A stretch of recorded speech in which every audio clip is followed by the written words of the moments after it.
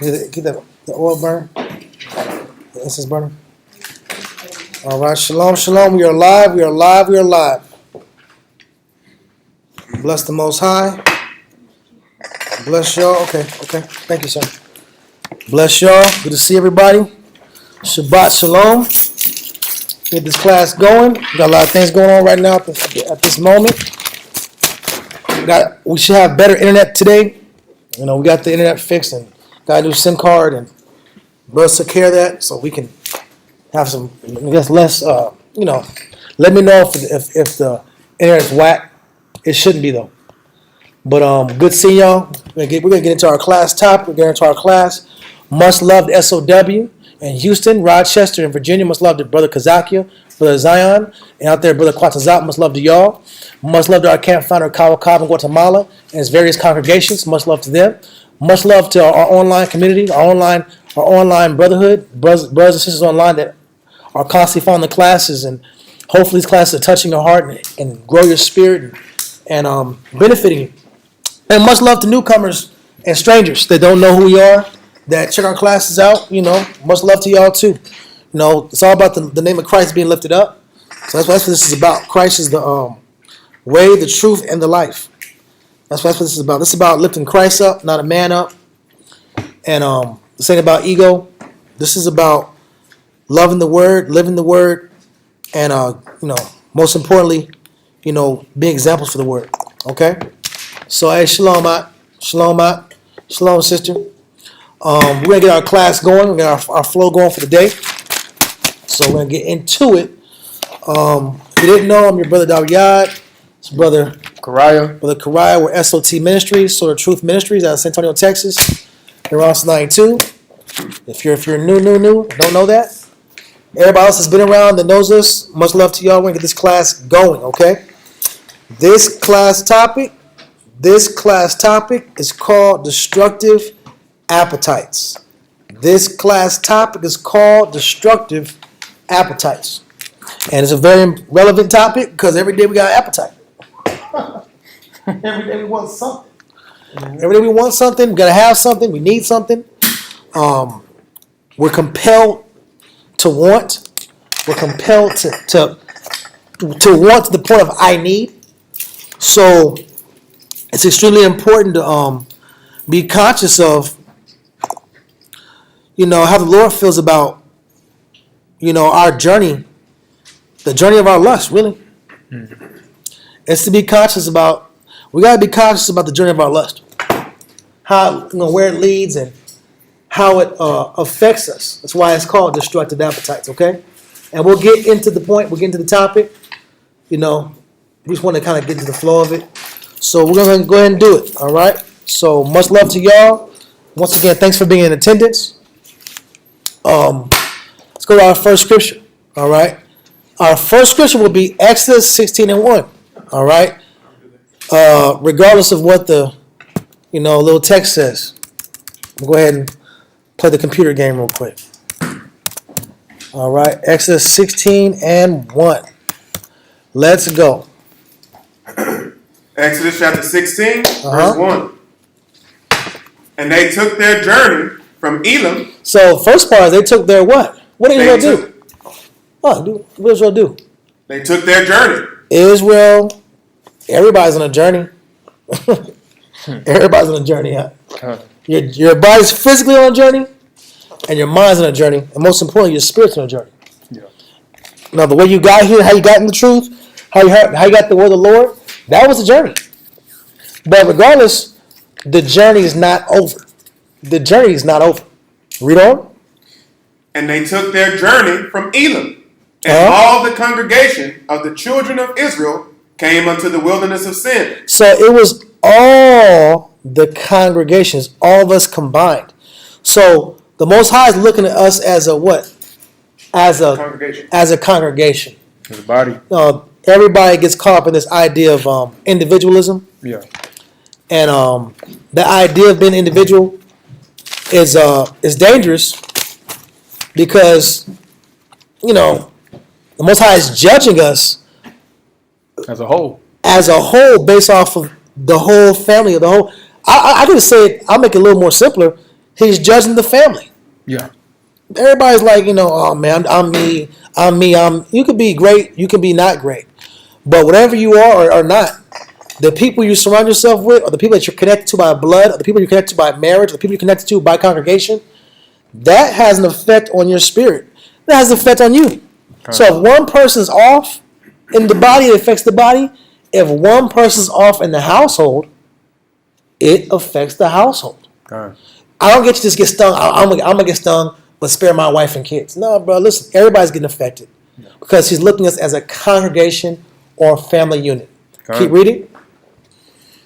And they took their journey from Elim, and all the congregation of the children of Israel came into the wilderness of Sin, which is between Elim and Sinai, on the 15th day of the 2nd month after their departing out of the land of Egypt. And the whole congregation of the children of Israel murmured against Moses and Aaron. So they departed out of Egypt. We went to a better situation. I went from one scenario of living to another scenario of living. I think we can all relate to going from one stage of life to another stage of life. We're not just still in chains. We're still under the yoke. We're still getting whipped. We're still sitting here carrying Pharaoh's burden. It's not the same. When you go from the world to the truth, there is an immediate bump. When I say bump, I mean an immediate uplifting of your spirit and an immediate uplifting of your conscience. And if you're cognizant of it and you're aware of it, you can see your mind is fresher and clearer and you're more aware. Yeah. You're more aware of spiritual matters and you're more aware of self.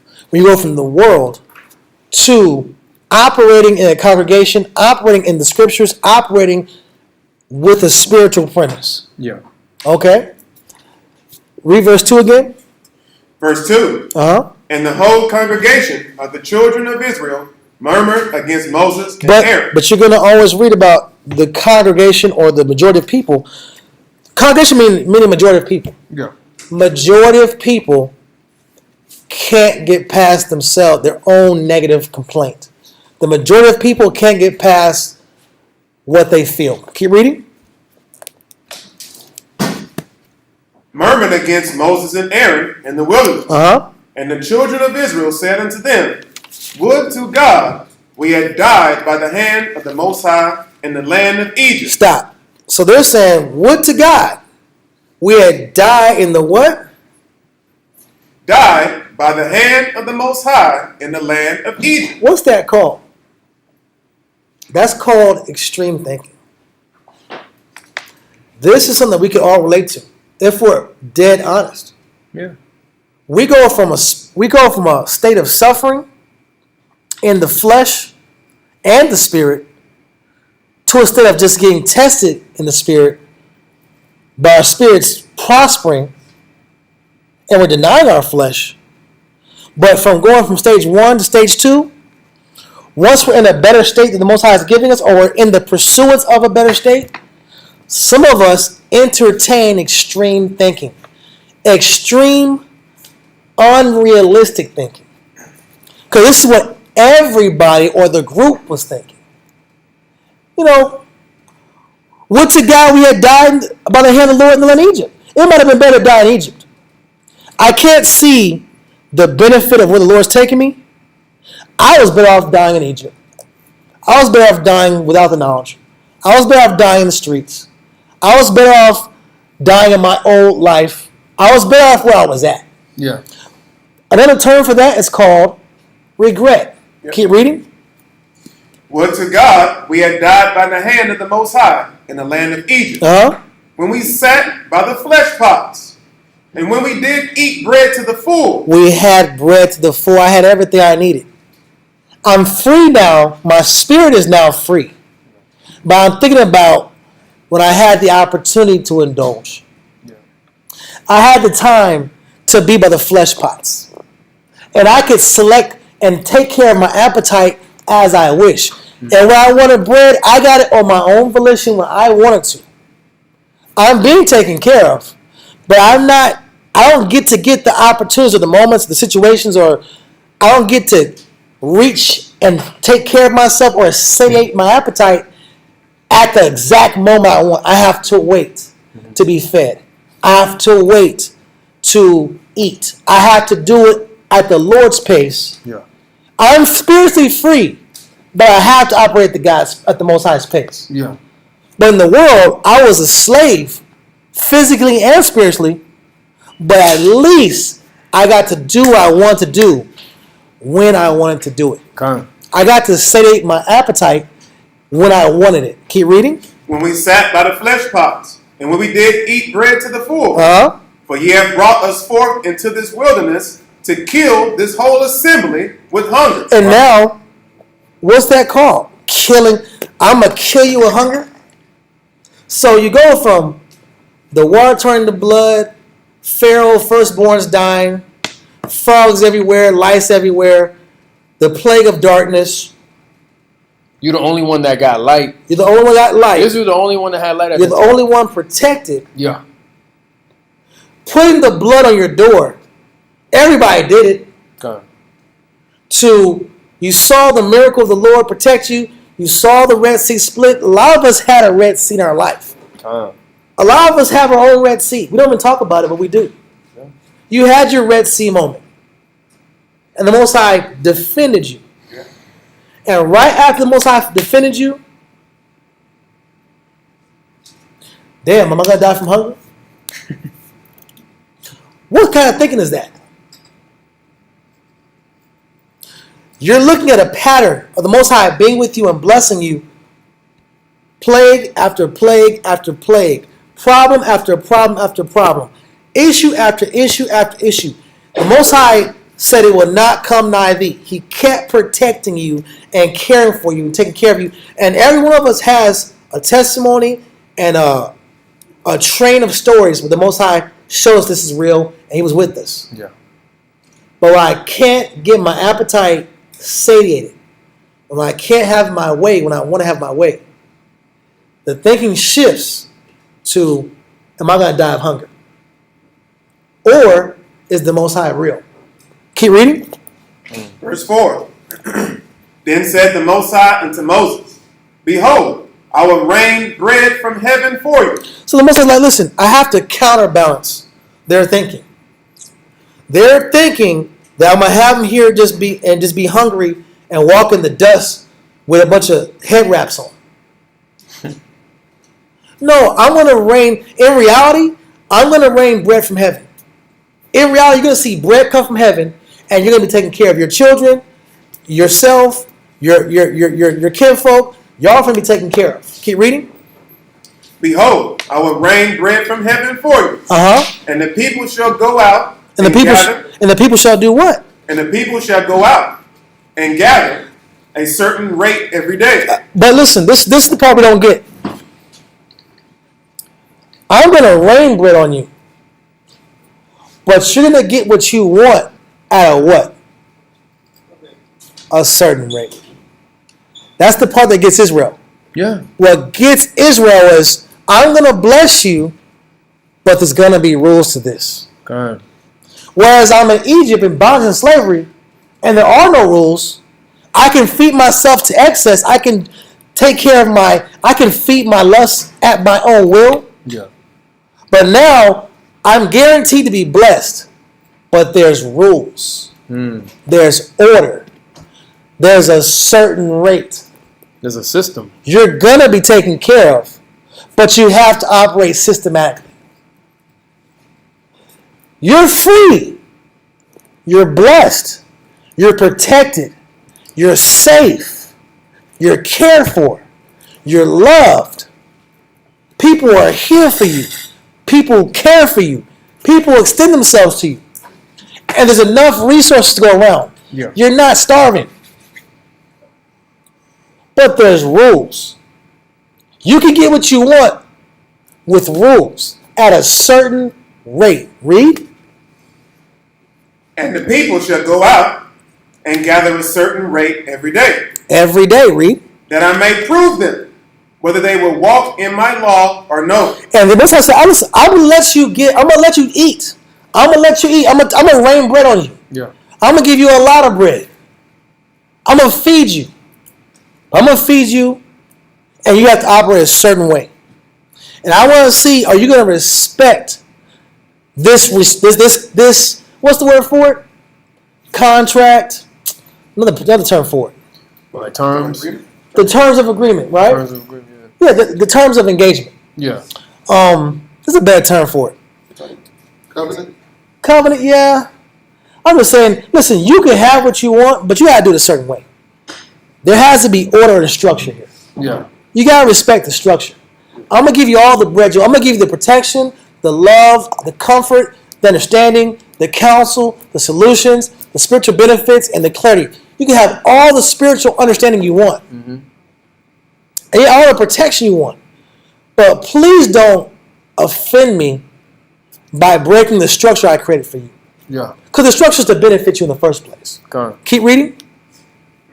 Verse 5. Mm-hmm. And it shall come to pass that on the 6th day they shall prepare that which they bring in. This is day 6. So day 1, day 2, day 3, day 4, day 5. We woke up, got out the tents, went out there and started hustling and getting our manna, getting our bread from heaven, right? And eating.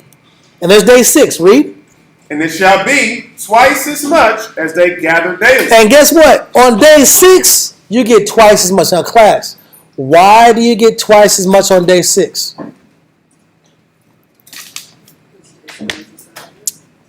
Day 7 is what? And what does that mean? We're not going to be out there hustling and getting ours and taking care of ourselves. And we're not doing that. We're going to just rest, right? Yeah. All right, read. Verse 6. And Moses and Aaron said unto all the children of Israel, at even, then ye shall know that the Most High hath brought you out from the land of Egypt. And in the morning, then you shall see the glory of the Most High. Mm-hmm. For he that heareth your murmurings against the Most High. And what are we that ye murmur against us? Listen, I'm giving you twice as much, and I'm giving you a break. You're getting double and a break. You would think that was good enough. You can take care of business daily. Then one day after the week, I'm going to give you double the amount so to save you the stress and work for tomorrow. So you can just rest and focus on God. But even with those terms of getting double and having rest, we still find something to be upset about. Or we find something to stress out about.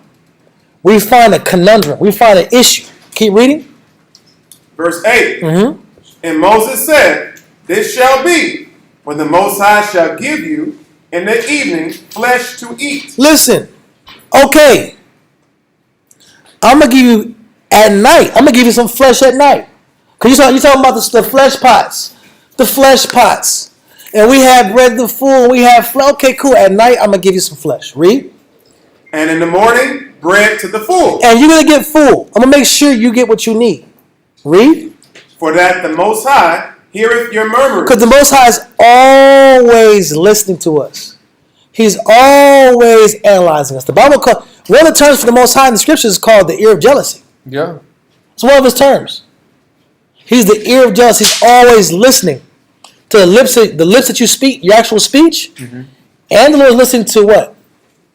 The speech in your mind. Those secret thoughts that you hide in your mind. The conversations that we have with ourselves. Damn, was I supposed to die in Egypt? Because I'm out here. Would it be better I died in Egypt? Would it be better? Am I here? Is he brought me out here to kill me with hunger? And you know what's crazy? Yeah. Those are the things that we say within our own mind.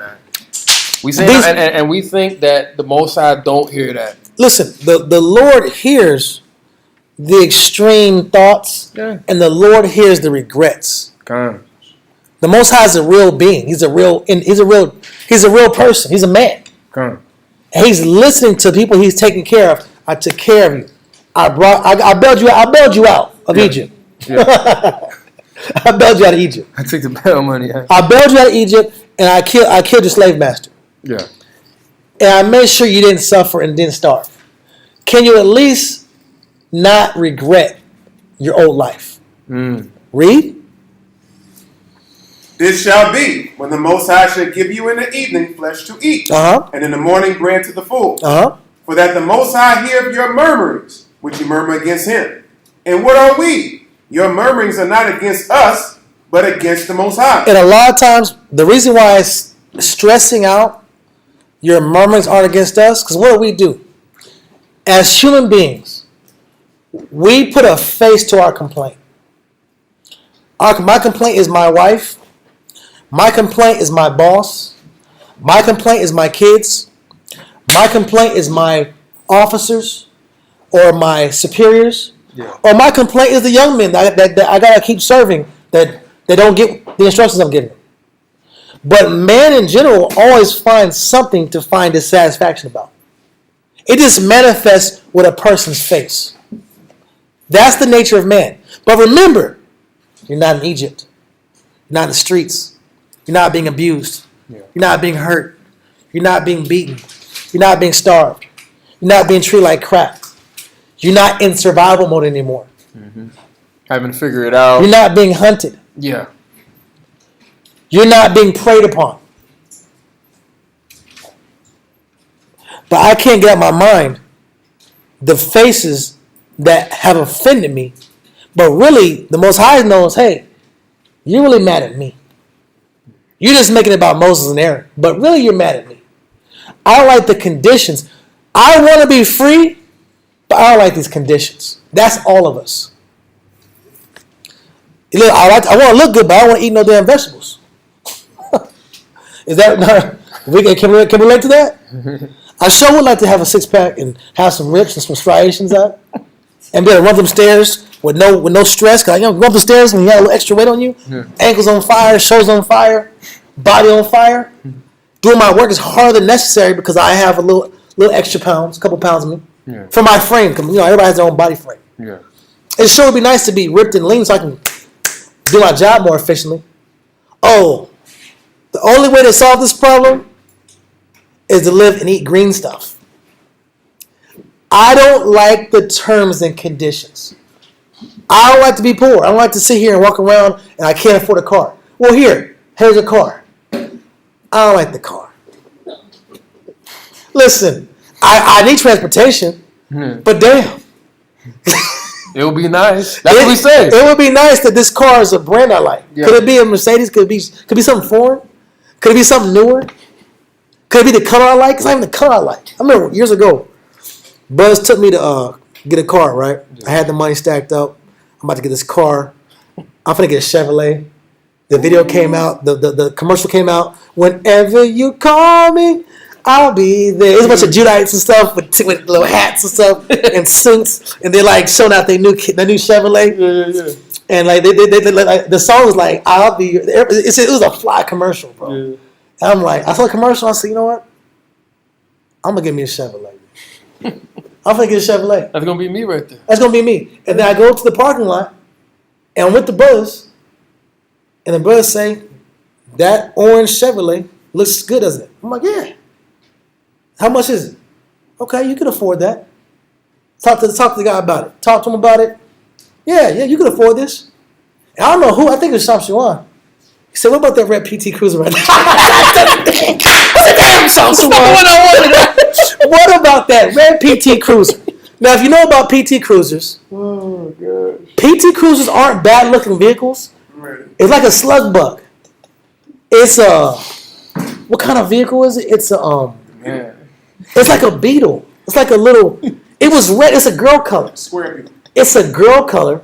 It's not like that gangster red, that boss red. It was like a girl's nail polish red, and it's a girl's car.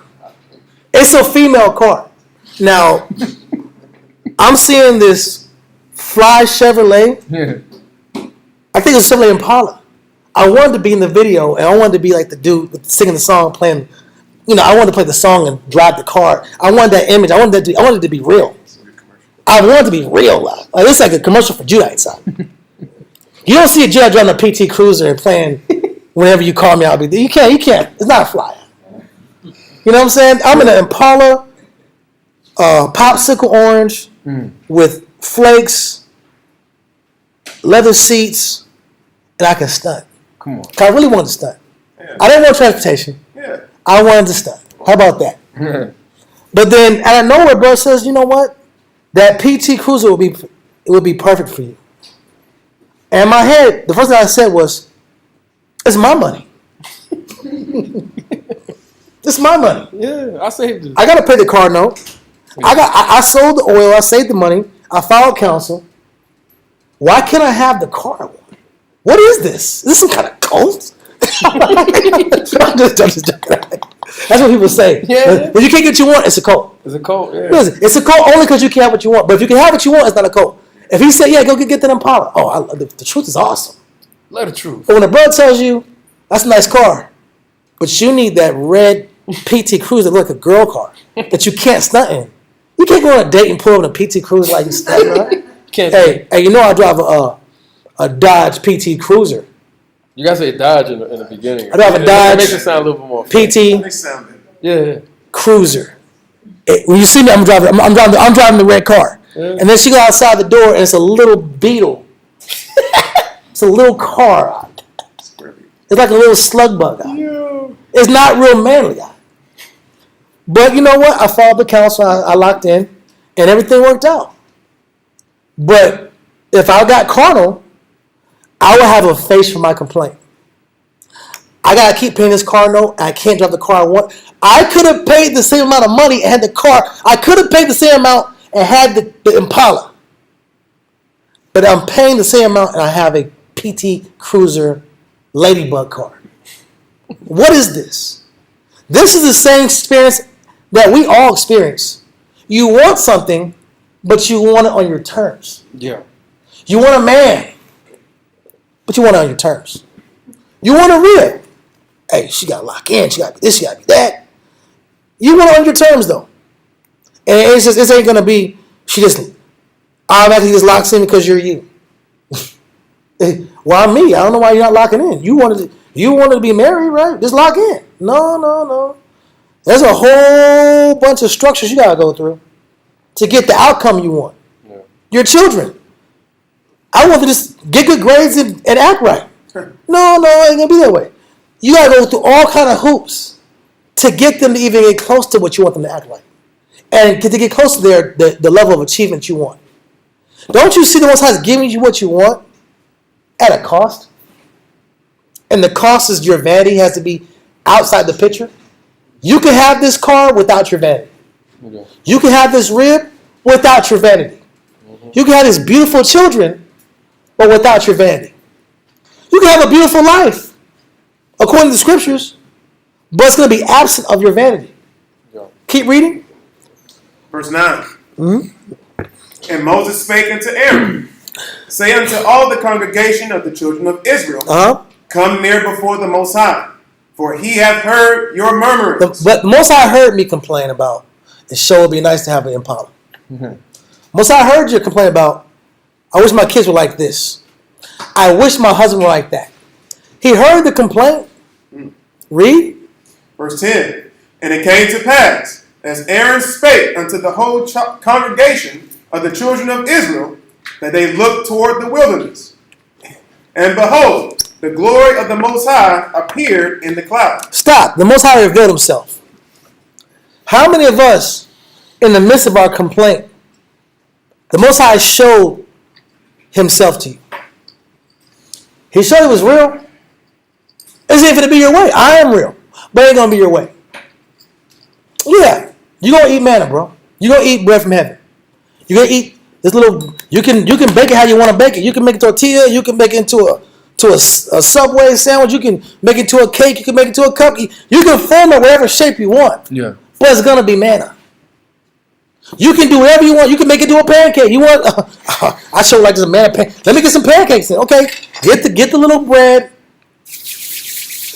and shape into a pancake. There's your pancake. There you go. But it's still manna.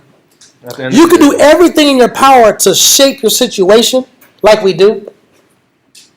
But it's still going to be what the Lord wants. And are you happy with what the Lord wants for you? The rib the Lord gave you, are you happy with it? The car the Lord gave you, are you happy with it? The style of kids you have, the type of kids you have, and the issues with the kids you have, are you content with their ups and downs? Are you still in the spirit of gratitude and you still value and you're still working on their growth, but he gave you the child he gave you.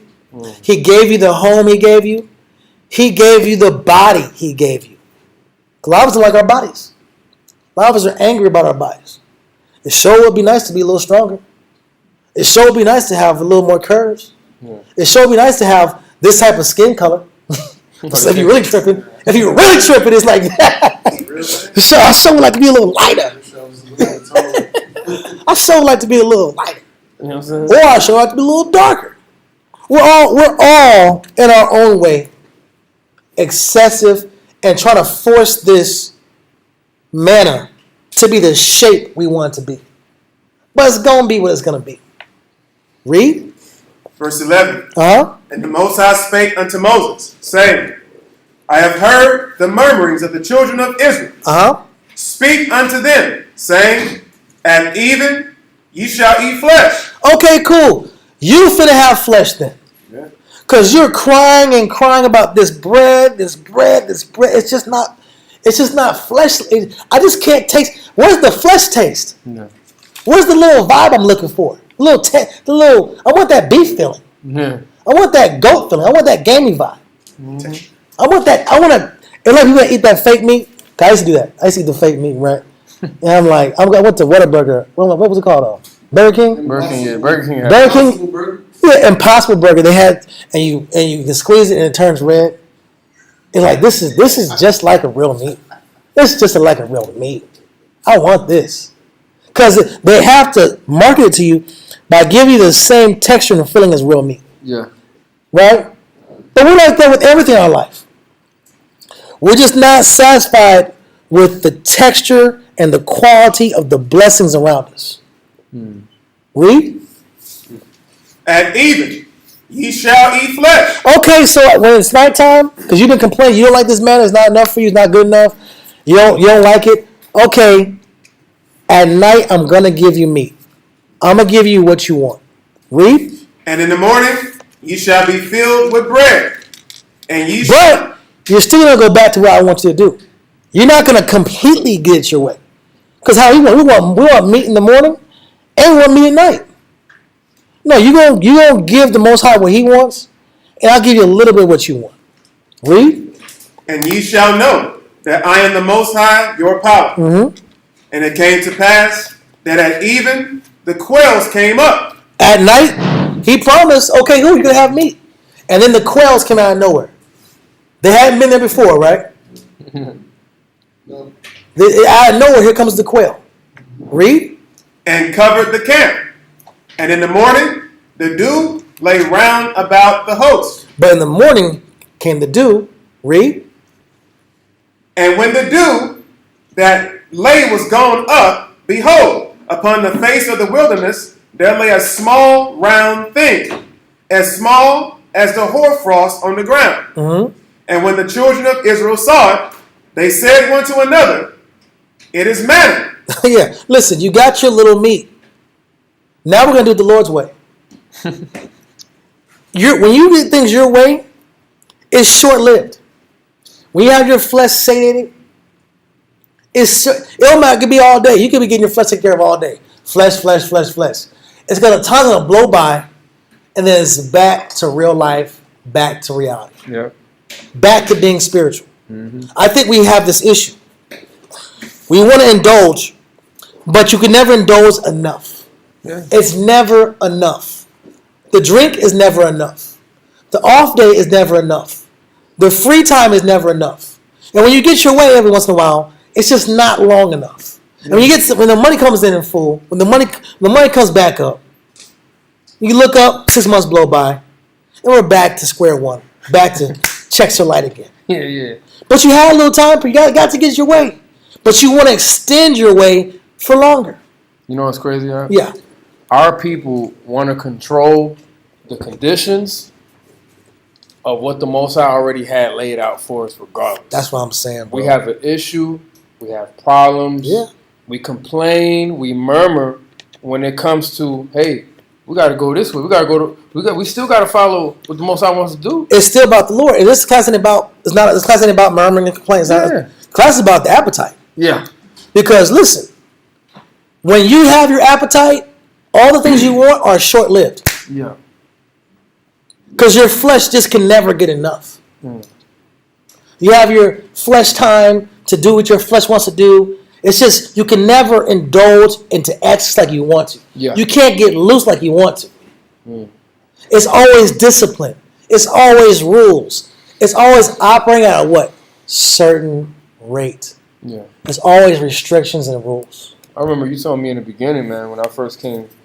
I remember you talked about the blessings. Mm-hmm.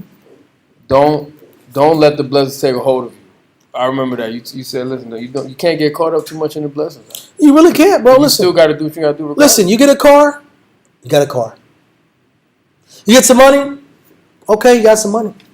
Your bills are paid or they're not paid, okay. You got a rib, cool. You don't got a rib, cool. You can never really get caught up in your situation because it leads to more carnality. Yeah. It leads to more unhappiness. It leads to more, damn, I wish I had that Impala. What was that about? I never had a Chevrolet. It's just been Dodge, Dodge, Dodge. What is this? What kind of thinking is this? Yeah.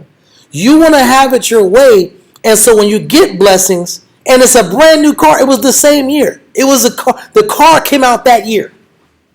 No one was driving PTs. It was the first year of the PT. But I didn't want to drive it. I didn't want to drive it. I didn't want to deal with that. Yeah. I wanted to get what I wanted to get.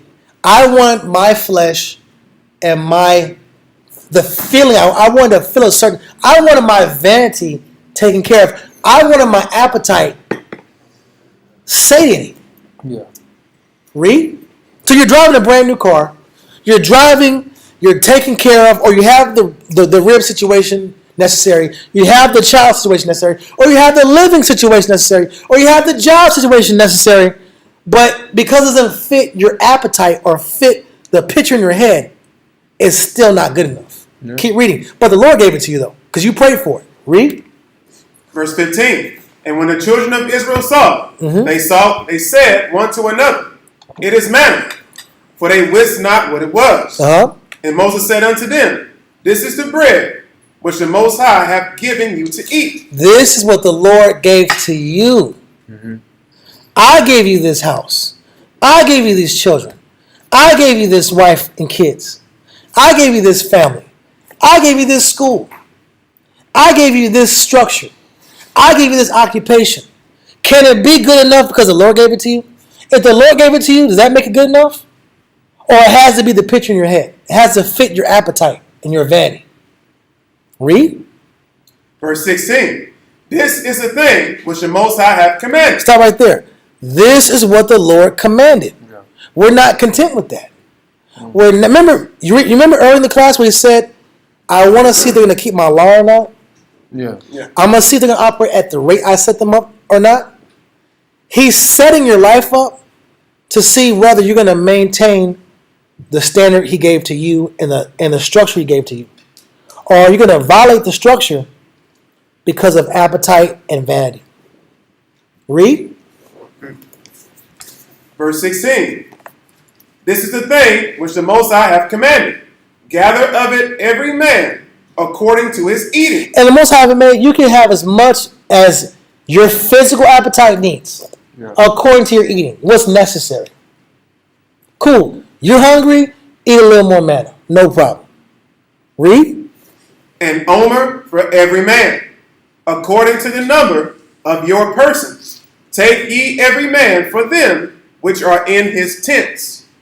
And the children of Israel did so, and gathered some more, some less. Some men gathered more, some men gathered less. Read on. And when they did meet it with an omer, he that gathered much had nothing over, and he that gathered little had no lack. They gathered every man according to his eating. The Most High gave every man according to what you need.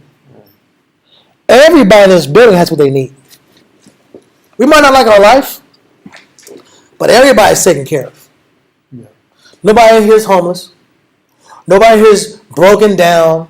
Nobody here is getting hands put on them, getting beat up. Mm-hmm. Nobody's doing that, right? Right. That's not going on over here. All right? No one's getting treated like crap according to reality of the camp. We have a camp trial, and we have a whole council about it. No one's getting really. Things are just the Lord's way, and we're dealing with ups and downs as a group, as a family, as a household, as a camp, as a body, as a congregation, or as an individual. It's not, and it's not all of our. It's not. We're not getting the picture we want in our head because everybody has a different picture. But everybody's taken care of. The Lord is good. Read. Verse 19. And Moses said, let no man leave of it till the morning. Notwithstanding, they hearkened not unto Moses.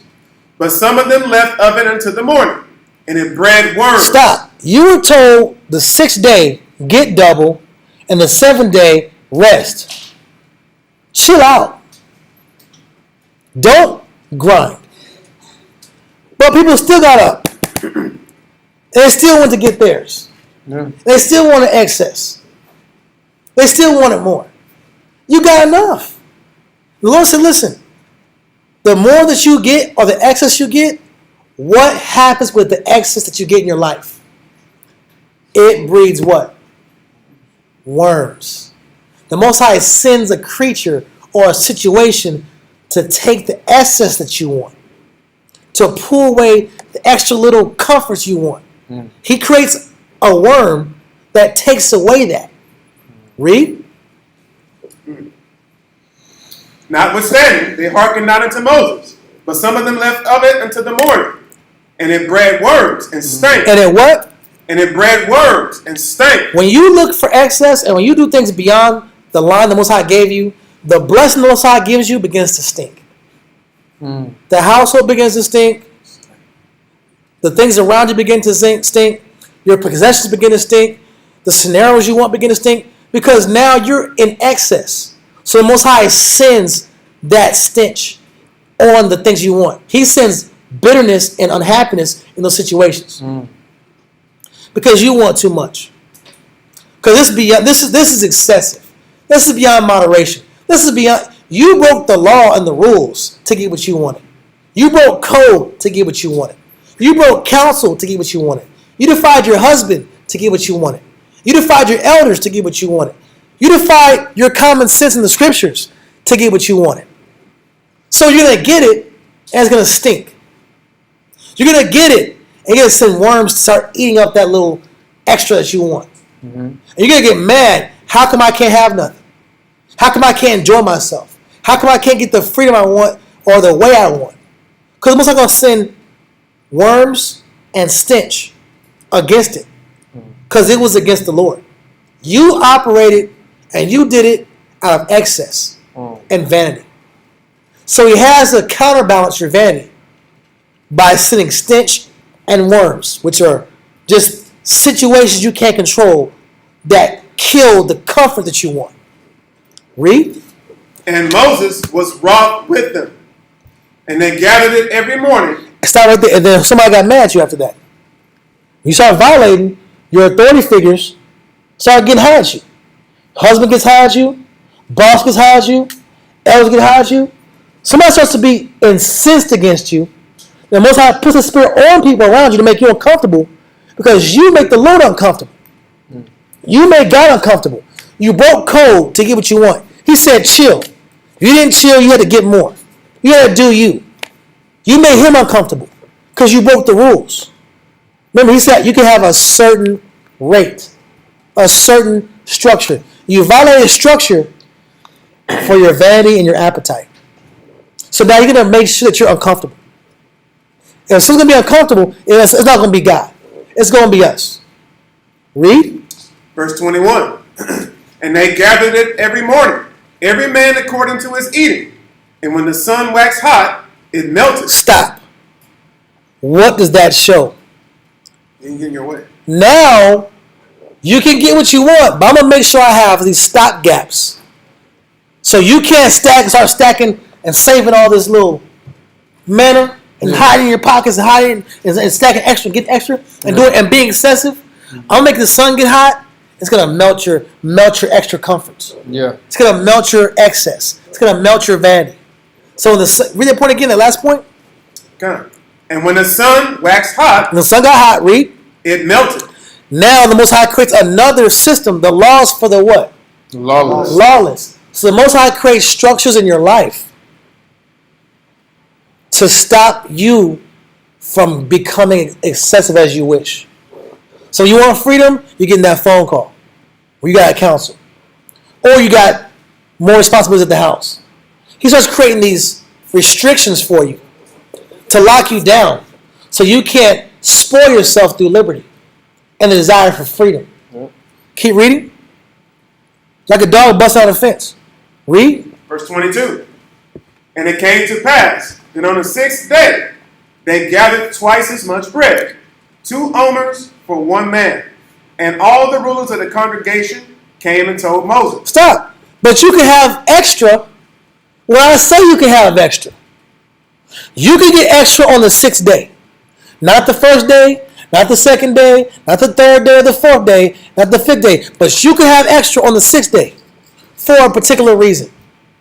So that's the 7th day, you can focus on me and me only. And not your hustle. Read. Verse 23. And he said unto them, this is that which the Most High have said. Tomorrow is the rest of the holy Sabbath unto the Most High.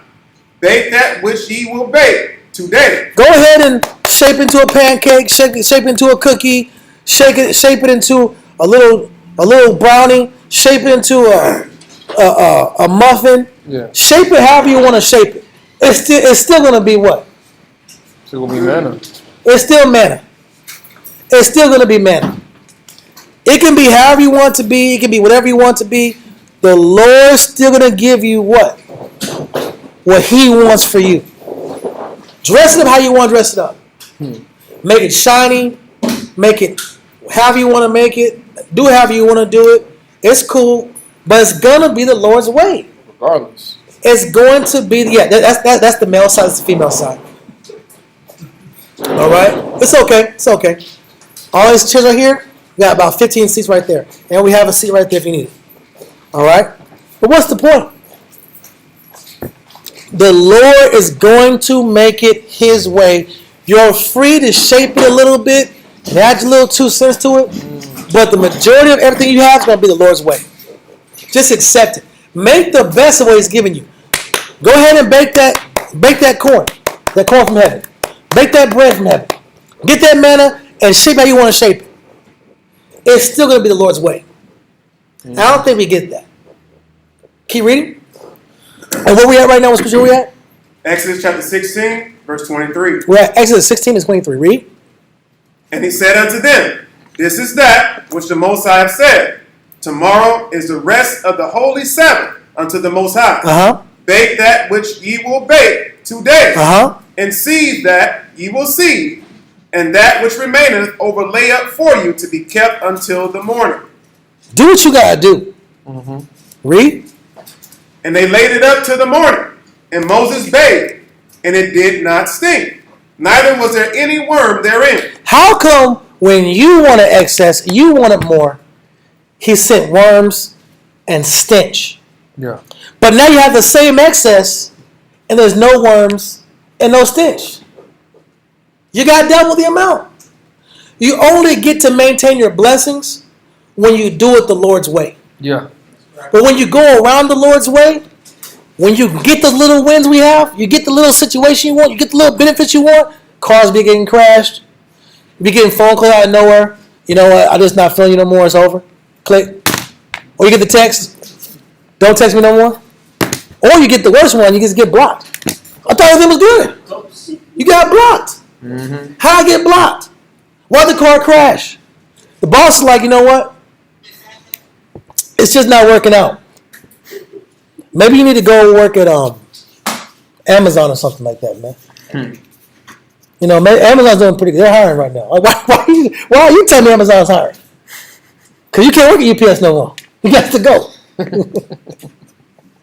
You got to go. Gotta get out of here. You got to get out of here. Let's get him out of here. Let's just get him out of here. What's the point?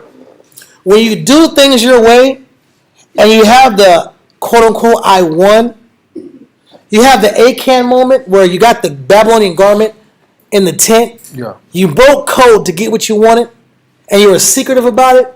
Don't think it's going to last. It's not going to last. Your excess and your vanity and your little appetites and your little compulsions and the things you do based off of your opinion aren't going to last. The only things that last in life are the things the Most High gives you that you appreciate. Yeah. That's facts. The things you don't appreciate don't last. You don't appreciate your car? 6 months you ain't had a car. You don't appreciate your household? You have a shaky household. You don't appreciate your health and strength? Okay, cool. A dime go by, you're gonna have diabetes. Sick as a dog. You're gonna have a lot of injuries. Yeah. Because why bless you with anything if you don't value it? And if your appetites, your natural appetites, are at war with the blessings he gave you, and the blessings he gave you you don't want what he gave you, but you want what you want to get. You want the flesh pot, but you don't want the bread from heaven. The bread from heaven is not good enough. But the flesh pots when you were in slavery was good enough. The people you were with, they used to beat on you and treat you like dog crap. They're not that bad. They were good people. As long as we could smoke, they were cool. Yeah. But they got brothers and sisters in Christ. I just don't like these people. I just don't like these people. I just can't relate. I was tired of being around them. Yeah. They kind of bugging me. Yeah. I don't feel comfortable around these people. Can't stand them. But when you're around people that are doing drugs, wasn't when you're around drug addicts, it wasn't a problem. Right. But when you're around Bible readers, it's a problem. Yeah. If that's not your appetite, I don't know what is. You're basing everything based off the picture in your head. If it fits the picture in your head, it's good to consume. But if it doesn't fit the picture in your head, it's not good to consume. And that's where the Most High sends worms and stench. You know, it's crazy. You were saying this earlier. You were saying this earlier about how the Most High provides exactly what you need, right? And when we do receive those things that we've been looking for, whether it's protection, whatever it is, right? It's still not good enough. We complain at the end of the day, but when we were, some of us, from project living, single parent home, we've been through that. Yeah. But now when the Most High brings us here, everything's stable. You got clarity. Yeah. You got understanding. You have protection. You have people that have Your best good intentions, interest. that have their best interest for you. It's not good enough. And the question is not that it's not good enough, but of course it's not good enough according to your facial expression Right. and your routine. Mm-hmm. But the question I'm trying to ask is why is it not good enough? And I think we know the answer. Yes, sir. Yeah, we tolerated almost anything in the world as Yeah. long as our appetite was getting fed. Exactly. As long as we got something out of it that we wanted. Exactly. Mm-hmm. You eat cane off the ground if it's the flavor you want. But let the Most High give you something that you're not familiar with, but it's still good for you. You got 1,000 questions. Yep. Yeah, 1,000 questions for the people that are trying to help you. But the cats that didn't give a damn about you, you never asked them nothing. You didn't ask them one question. You never asked them one question.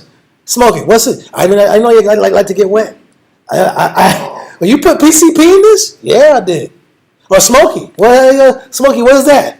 Yeah. I don't know. I don't remember the movie, but Yeah. I hope we get the reference.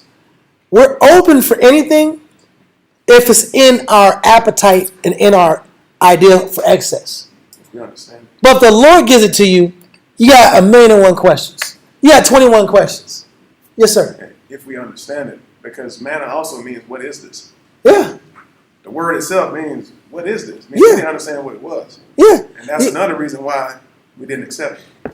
You get a counsel to your benefit. You get advice to your benefit. But you don't know. You're not sure. But then when you do something stupid, you have a history of doing stupid things. I had a history of getting pulled over, always getting in trouble, a history of always being in stupid situations. I had a history of a lot of things that's not working out, like Wile E. Coyote. I kept buying Acme products. Nothing worked in my life. I had the history of this Acme this is going to work. Whenever I made a plan, it didn't work. And whenever somebody made a plan for me, I didn't like it. You want me to drive a PT Cruiser. I want an Impala. You want me to have this rear. I wanted that one. You want me to have this life. I want that life. You have this I want. It's only good if it's what you want. Yeah. But it's not good if it's good for your spirit. You don't put your spirit over your wants. That's why you want more excess. Because your want is extreme because you're not considering your spirit. Maybe that car wasn't good for you. Maybe it got you in your image. Maybe it got you into your pride. That job wasn't good for you because you could never get to class. The woman you really wanted wasn't good for you because she don't want the Bible. But she's fine though. She is fine. I'll teach her. Yeah, but she don't want to hear it. Well, I work with her. I got patience. Everybody wants the scriptures. Well, everybody needs she needs salvation too. She doesn't need salvation. What if she don't want salvation? The person you want, what if they don't want what you want? But the Most High gives you what you need, but that's not what you want. Therefore, no one's happy. Because it doesn't fit your appetite. Yeah. And so now when you get the opportunity to get your appetite taken care of, cool. Get the meat you want. Still come with worms and stench. Get the freedom you want. Still come with a lot of problems. Get the job you want. It's not going to last. Get the image you want. You're going to be out the spirit the whole time and look crazy 2 years down the line. Keep reading. Exodus chapter 16, verse 25. Mm-hmm. And Moses said, eat that today, for today is a Sabbath unto the Most High. Uh-huh. Today ye shall not find it in the field. 6 days ye shall gather it. Uh-huh. But on the seventh day, which is the Sabbath, in it there shall be none. Stop. The Most High is giving you guidelines, outlines. He's telling you what you need to know. This is how it's going to be. This is how it's going to work out. This is the rules. This is the certain rate. Read. Verse 27. And it came to pass that there went out some of the people on the seventh day for to gather, and they found none. We still have to cross the line. We just can't listen to the parent. We just can't listen to the authority figure. We just can't listen to the spirit. We can't just listen to the scriptures and just, it says don't do it, I won't do it. We have to test the Lord. Test the communicator. Test the counsel. Test the husband. Test the parent. We got to test the lines. Rules are made to be broken. That's the mindset people have. Read. Verse 28. And the Most High said unto Moses, how long refuse ye to keep my commandments and my laws? Simply, why don't you listen? I just told you, don't get up and grind and get your way today. This is the day to make it about God. Why can't you adjust with the Most High's adjustment? Why can't you adjust? Half the issues we have are just the inability to adjust. Because when you adjust, it's not about your lust. When you adjust, it's not about your appetite. When you adjust, it's not about your way and your vision and what you want, how you see it. That's why we don't want to adjust. But the Most High has to keep sending problems after problems. Maybe the problems are coming in your life to shave down your excess and to shave down your desire for freedom and to shave down your natural rebellion and to shave down the nature in you that's not content with the Most High gives you. Maybe you need more problems till you appreciate what He does for your way. And you know what that's called in the scriptures? That's considered love. When the Most High sits back here and starts taking things away from you, it's because He knows it wasn't good enough for you. But we don't look at it that way. It's like a parent taking the kids' toys away. Yeah. We can take our children's toys away, and it makes perfect sense. When the Lord does it to us, it don't make no sense. Keep reading.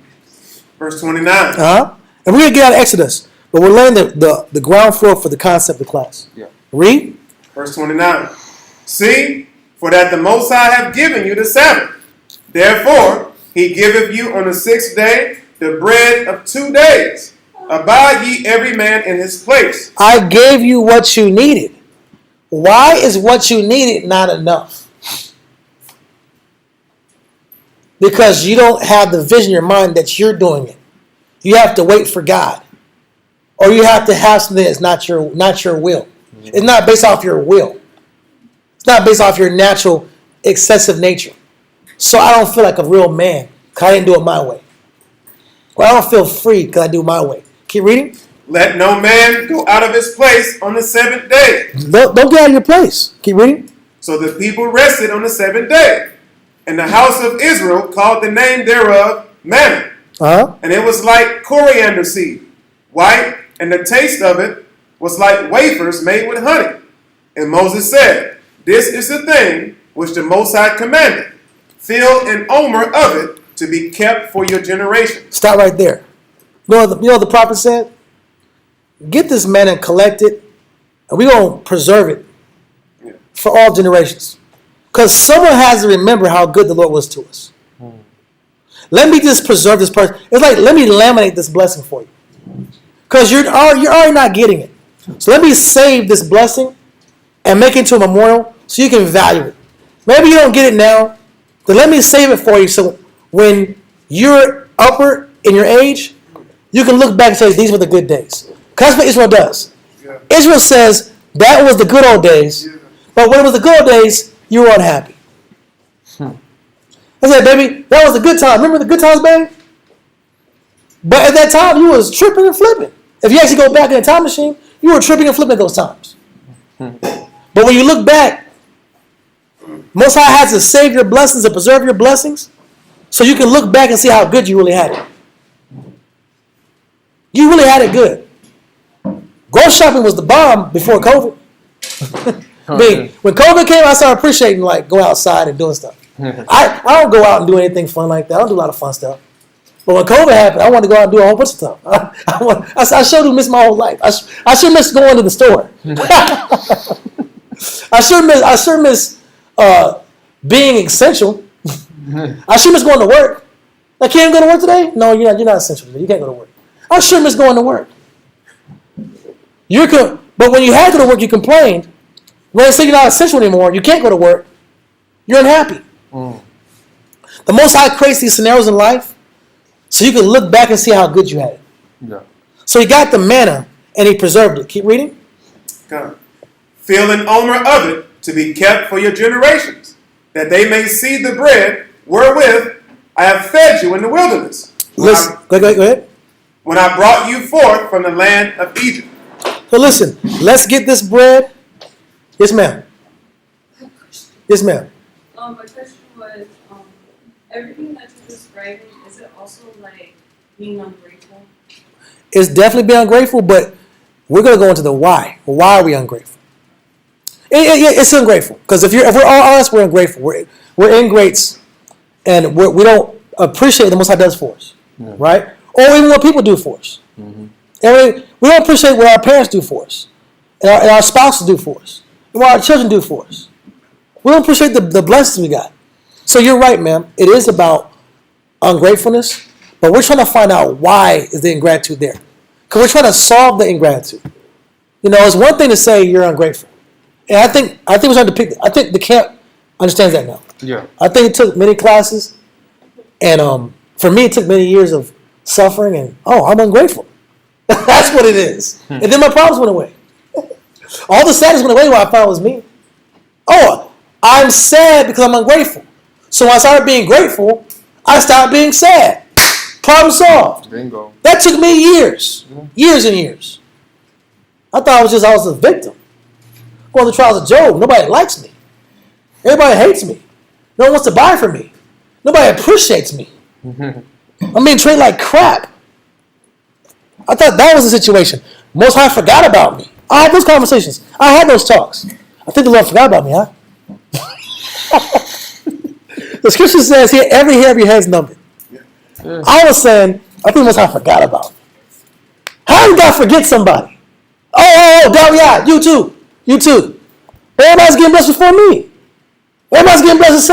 I'm the last guy to get blessed. What the hell is going on? All my peers are getting blessed. All my peers, hey, bro, man, I got this new baby, man. This baby's brand new. Brand new bundle of joy. Look at my baby. I'm like, this is beautiful. What happened, God? Here's a new house. And you still in the brother's house. You're still living with hard legs and arguing about cornbread and who put this in the refrigerator for 5 days straight. Who left the dishes in the How come you won't clean the bathroom? Can you wake up out? Can you wake up out? Can I go? We're late out. We're late out. We're gonna do push. We're late out. Can we hurry up and get up? We gotta go. We gotta go. We gotta go. Oh, it's Daria's fault. It's Daria's fault. It's Daria's fault. Everything's Daria's fault. All my peers, man, this baby's beautiful, man. That's me in a new house. That's me in a new room. Mm-hmm. Life is good, huh? The blessings of God is real, Daria. I'm like, I know it's real. Did you forget about me, Lord? Why hast thou forsaken me? That's what I was saying. Damn, everybody got blessed. I'm the last one to get blessed. I'm living on a baby. I'm on a kid's. I'm sleeping on a little girl's baby bed, huh? Oh yeah, let me get my daughter. Give up your room. I don't care what your rank is. You know your rank is okay. Leave your room and put a stranger in it. And I got a room for you in my house. Okay, cool. No problem. I get in the room. It's My Little Pony everywhere. My Little Pony and everything. I'm on a race car bed. It's a pink race car. A pink race car with little bitty, itty bitty, like small little pillows. I'm a officer of whatever with a beard and braids and the mighty men of Israel. The mighty men of Israel sleeping on a baby bed. What is this? And all the men, the bed was comfortable. Mm-hmm. The bed was comfortable. But all the men that I came to the truth with, they came after me. They came to the truth after me. They came after me. They have grown man blessings, grown man houses, grown man situations. I got to sleep on a baby bed, a pink baby bed, and I'm not a baby. What is this? I got the new people come in the house. Hey, Shalom, good to see you. Good to see you as a brother, man. You're a good brother. Okay. Where's my wallet at? Well, he took someone else's wallet. Brothers in the brother's house, takes the wallet, disappears. Yeah, I live around thieves and liars and backstabbers and good men too. Yeah. But why can't my situation be like their situation? Why do I have to live like this? Well, can you be grateful with the Most High has given you? Most High gave you a PT Cruiser. A red one. Be happy. Yeah. Be happy you have a brand new car. You got a brand new car. You don't have you live on a baby bed, but you do have a brand new PT Cruiser red that you didn't pick. Nothing's gonna be your way. Yep. Until you find happiness when it's not your way, you'll never really be happy. You have to create the happiness. You get that man the Most High gives you, and you make the best the man the Most High gives you. You don't say, look at this car, look at my living situation, look at my scenario. It sure could be better. I mean, it could be better. But based on whose appetite? My appetite or God's desire? Keep reading. Verse 33. And Moses said unto Aaron, take a pot and put an omer full of manna therein, and lay it up before the Most High to be kept for your generation. So the Most High will freeze the moments in your life that you thought you were suffering, and you look back 5 years from now and say, those were the good times. You look back when you were complaining and life sucked, and you said those were the good times. But when you were actually in the moment, those were not the good times. Stop lying. Mm-hmm. You didn't say it was the good times. Mm-hmm. You weren't saying that. You got to drive extra miles to get to the school because where you're at is far away. But people that live in the brother's house live right by the school. What's going on here? What's the point? It's never good enough until the Most High gives you a situation where you say, oh, damn, it was good enough. I just didn't know how to look at it right. Yeah. Man, she's going up. She left me up. She left me up. She left the truth and she left me up. Well, when she was in the classroom and she wanted to be an Israelite, you didn't teach her anyway. You're mad that she left, but when you had her, you didn't teach her. You're mad your car broke down. When you had a car, you didn't take care of it. You're mad you're jobless. When you had the job, you were late. Yeah, that was a good job. You're late, bro. Ah, she was a good woman. She actually was a good woman, man. She used to pray and try, and she used to come to class and try to be a sister, and she had her issues, but really, she was a good person. Damn, I had it so good. I had it good. You're saying that looking backwards, you're saying it was good. Mm-hmm. But when you were in the midst of the moment, it wasn't good. Mm-hmm. You were unhappy. You were discontent. You had an appetite that couldn't be satiated, so you were ungrateful. But you had what you needed. The baby bed you had was good enough for what you needed. You didn't need no magic. Baby bed's fine, bro. That's good for now. PT Cruiser, good for now. The amount of money you had in your pocket, you had enough. You blew $300 a month on Starbucks. I got to have my Starbucks. You paying car note, insurance, and $300 at Starbucks? You had money, you just blew it. What are you talking about? We don't have enough money, huh? Stop eating Starbucks then. Make your own coffee. Oh, that's too much. That's too much. I don't got no time. But you understand, I need more time. It's never good enough because when you get your meta, you don't shape it in the shape that's pleasing to you. You don't make the truth a pleasure. You want the truth to be catered to your pleasure. Yeah. I'm going to say it again. You don't make the truth a pleasure.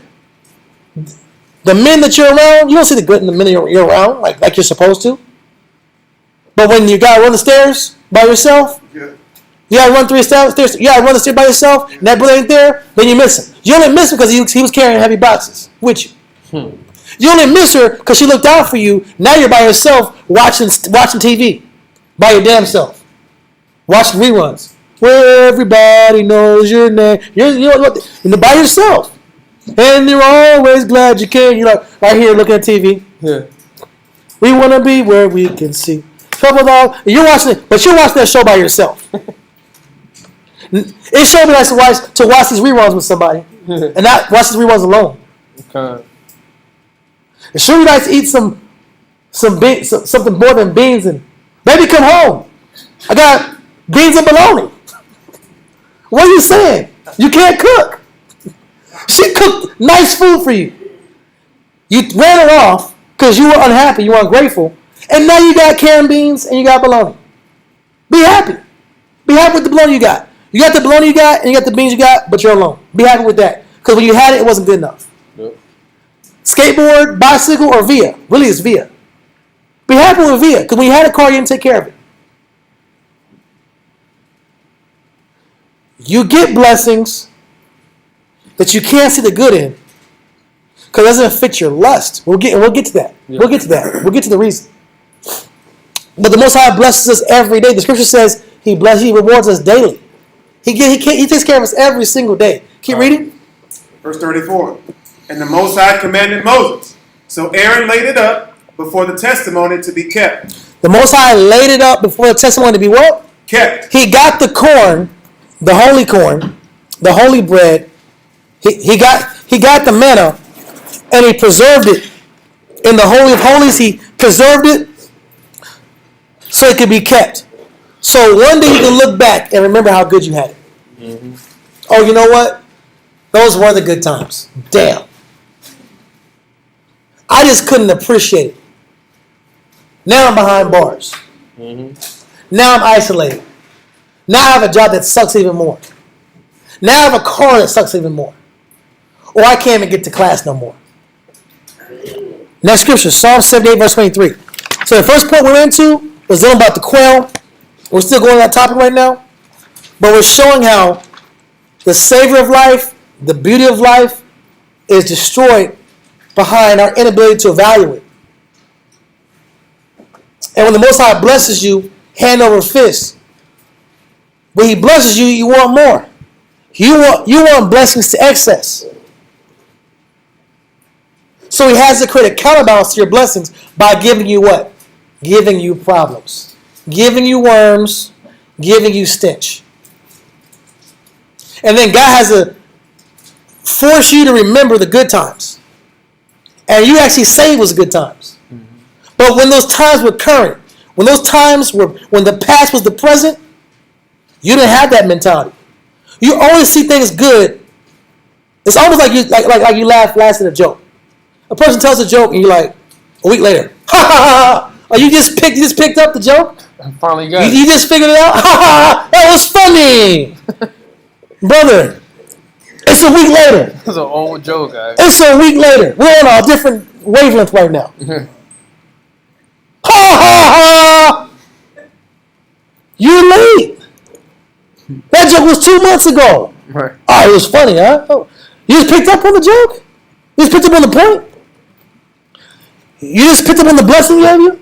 This was a good blessing. This was a good situation. This was a good life. These were beautiful kids. This was a good job. This was a good lifestyle. Those were good times. Yeah, there are good times when you're in jail. You sure do wish you can go outside, go shopping, and go HEB now. Because you're behind bars. You know what's crazy? Yeah. We say this all the time. They say in the world, they say, you never know what you got until you what? Until you lose it. We say it all the time, man. Yeah. But that's facts, though. Because then we start reminiscing that. We start going back in time like, man, I remember them times, man. That was good. Yeah, he was a good man. He taught me the Bible and everything. I just didn't appreciate it. Now I got this guy put hands on me. You finally realized. I married Mike Tyson. Oh, man. Okay, you married Mike Tyson. He's cool for a little bit, but every once in a while he gets mad. But you got what you wanted. No more Bible scriptures. I'm tired of that Bible. Yeah. You're always correcting me. And brothers be the same way. Brothers be mad when brothers correct them, or brothers are taking care of them, or trying to instruct them. But then the white man does it. He don't give a damn about you. I don't care what you do. You can smoke crack. Just make sure you're here at 5 o'clock tomorrow, all right? Okay. All right, Jim. Yes, sir. Hey, man, I just got shot. I don't care. Make sure you work on time. Put some tissue paper in it. Wrap it up.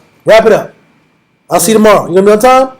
Yeah, I got shot though. That's fine. You know, that's fine. Make sure you're at 5 o'clock. 5 o'clock, all right? But when you have people that care about you, that were looking out for you, trying to keep you from getting shot, man, they try to tell me what to do. They got an opinion. They got something to say. They always try to troll on me. No, I'm not feeling that. I'm a grown man. Yeah. Okay, listen. You're never going to be content if you can't see why you're not content. The why you're not content, we'll go into the scriptures. But matter of fact, before we get there, let's go to Psalm 78, verse 23. Psalm 78, verse 23. Psalm 78, 23. Uh-huh. Though he had commanded the clouds from above and opened the doors of heaven. The Most High opened the doors of heaven in your life. Everybody in this room saw the Most High do something for them that nobody else would do for them. Situations happened that were like doors of heaven opening up that you couldn't even explain. The Most High just came through. Read. 24. And had rained down manna upon them to eat. Read on. And had given them of the corn of heaven. He gave you something you didn't deserve. This is too good for your taste. You don't understand corn from heaven, how dope corn. You're eating angels' food, and you can't pick it. You don't understand, like how I said, what is this? You can't relate to it because your maturity hasn't matched the level of blessing you got. The rate of maturity doesn't match the quality of blessing you have. You have a platinum blessing, but you have tinfoil maturity. So you can't even comprehend how good you have it. You don't understand how good you got it. Yeah. You don't understand how good your parents are. You don't understand how good your spouse is. You don't see how good the people you have around you are. You can't remember. You don't have the ability to appreciate them. Read. 25. Man did eat angels' food. You had something you didn't deserve that the Most High gave you that was angelic. But you could only see how good it was 5 years removed, 3 years removed, or with a black eye. You have a black eye, you remember how good it was. Or you're behind bars, you know how good it was. Or you're about to die, you remember how good it was. When you're in the car, and the car's upside down, and your windshield's all smashed up, and you hear cars passing by, then the truth was good. The camp was good. The Lord was good. But this is an extreme scenario. When you're just driving down the highway and everything's good, there's no problems, you got complaints. Yeah. But when you're upside down and there's little pieces of glass in front of you and you smell gasoline and you smell that radiator fluid Yeah. and that liquid. What's that liquid stuff that comes out the engine? See, everybody smells it. It's that green stuff. Yeah. When you smell the antifreeze, Coolant? yeah, you smell the coolant antifreeze. You get like, is this car gonna blow up on me? I need to get out of this car. I'm upside down. Oh, you're talking about like head gasket? Yeah, all that. I'm not a car guy, but stuff starts leaking. When you get in an accident, all those fluids come out. And you can smell how strong you smell all the chemicals. You should remember, you had it good before that. I don't like being upside down in the ditch. I don't like being in the ditch upside down. I don't like that. I don't like being trapped. I don't like being behind bars. I don't like where they can fire me any minute. Yeah. And the truth, they can't fire you, so you come late every day. But when you come, with a white man, you are on time with a bow tie. With the bow tie. Come the truth, can't wear a uniform. Crazy. You got a Jake dude, you give him all your loyalty, all your love, all your heart. Got remember the Bible teaching the scriptures that you were counseling, the Bible was counseling, and things worked out, and the courtship took time and all that stuff. And you know what? I'm just not sure about this life.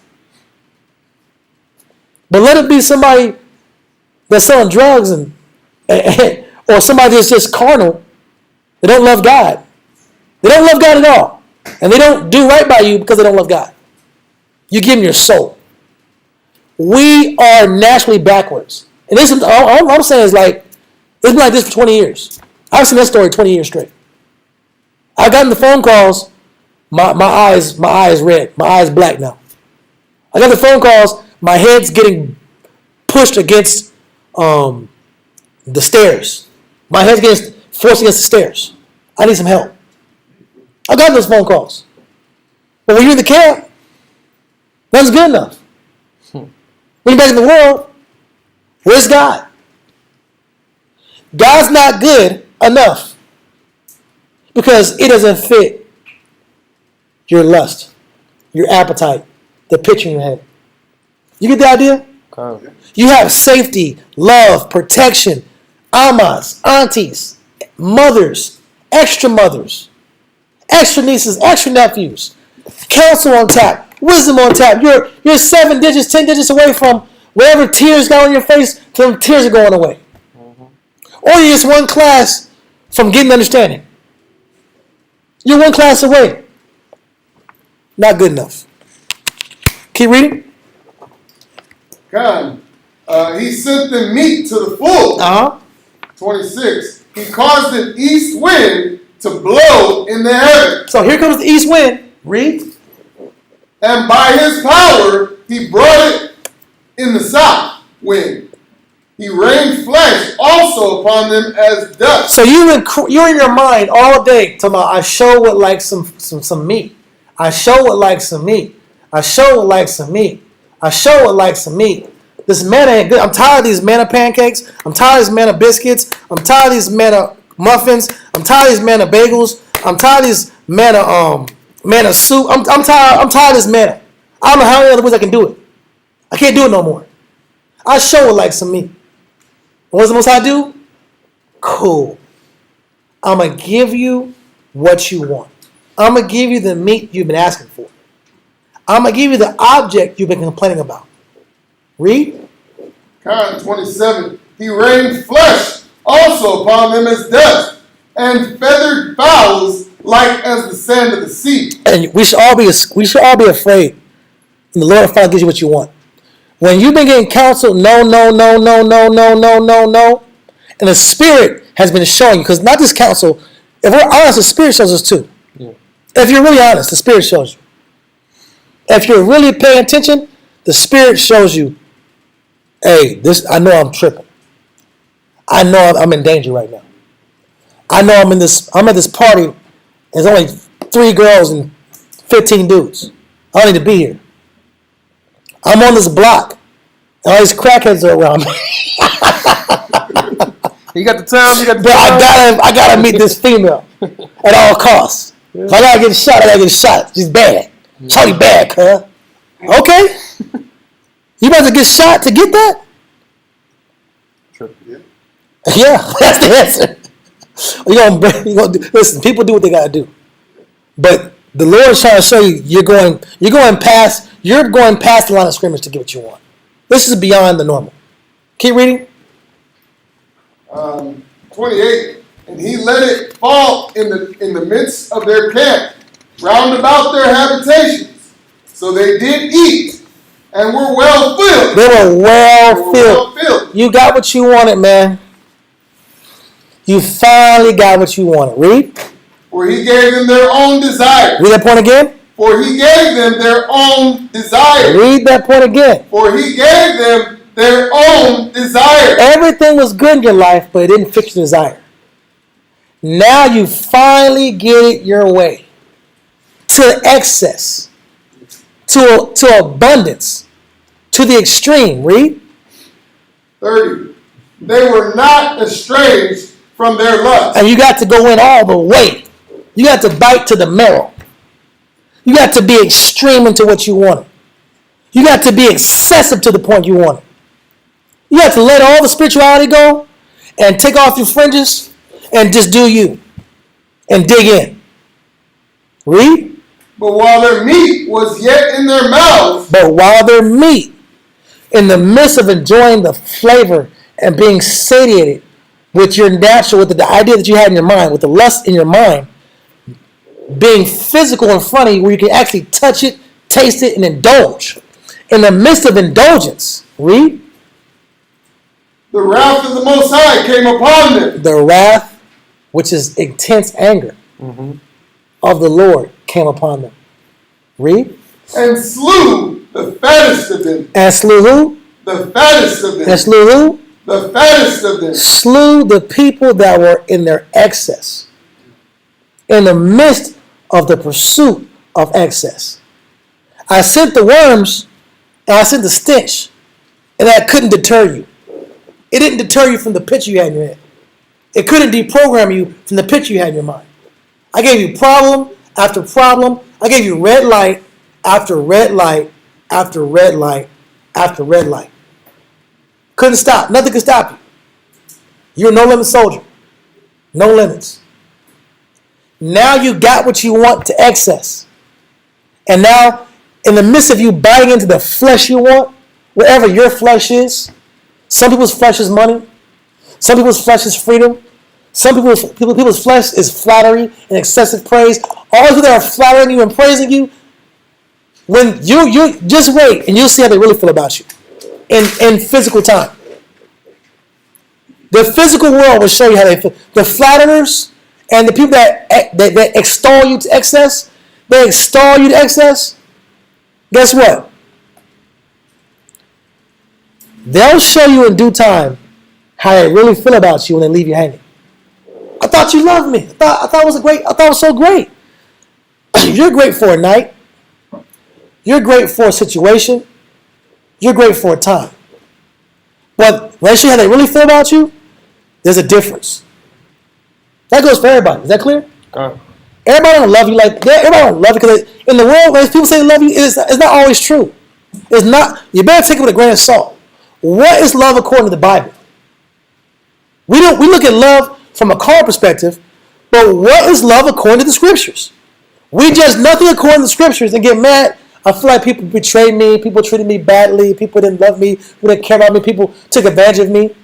Well, you had the idea of you pursue worldly love. The world's love. You had the love of the world. You were operating in the spirit of Christ when you were in the situation. What are you talking about? Read. End of 31. And smote down the chosen men of Israel. For all this, they sinned still. And for all this, you watch people you knew that got extreme and into their indulgence. And you saw them got destroyed. But it wasn't you that got destroyed. So you think they got hit by the Lord. The Lord stung them. But I can still do it. That's the game. Most High stung this person for doing something wicked, for sinning. But I get stung. So I'm going to keep going. Keep reading. For all this they sinned still, and believe not for his wondrous works. And the reason why I keep doing what I'm doing, and the reason why I keep pushing my desires and pushing the picture in my head, is really because part of me don't really believe. If you can't get past your lust and your excess and your desire, It's related to not believing. Because if you really believe in the Most High, you'd be content. If you really believed, you'd be grateful. If you really believed, you'd appreciate what the Most High has done for you. But because you don't believe, it's not good enough. And it will never fit the picture in your head. It's really a reflection of how much you believe in the Lord. Because if you really believe in the Lord, it's always good enough. If you really believe in the Most High, everything's a blessing. If you really see the Most High is good, and you believe in the good of the Lord, you're blessed every day. But if you don't believe the Most High is good, every day is not a blessing. You get the idea? Keep reading. 33. Therefore their days did he consume in vanity. That's where I wanted to go. If it's really about your appetite, it's really about your lust, it's really about the picture and the commercials you have in your head, and you want to be in that Chevrolet commercial that bad, or you really want that woman that bad, you really want that man that bad, or you really want to just be free like you want to be free, then the Lord said, no problem. I stung you in the midst of your indulgence. That didn't wake you up. Then waste your life. Read 33 again. 33. Therefore their days did he consume in vanity. No problem. Then waste your life chasing your vanity. Waste your life like the mouse on the hamster wheel. Like the hamster. He thinks he's going 90 miles an hour. He's going in a circle. He thinks he's going 90 miles an hour because he's tired.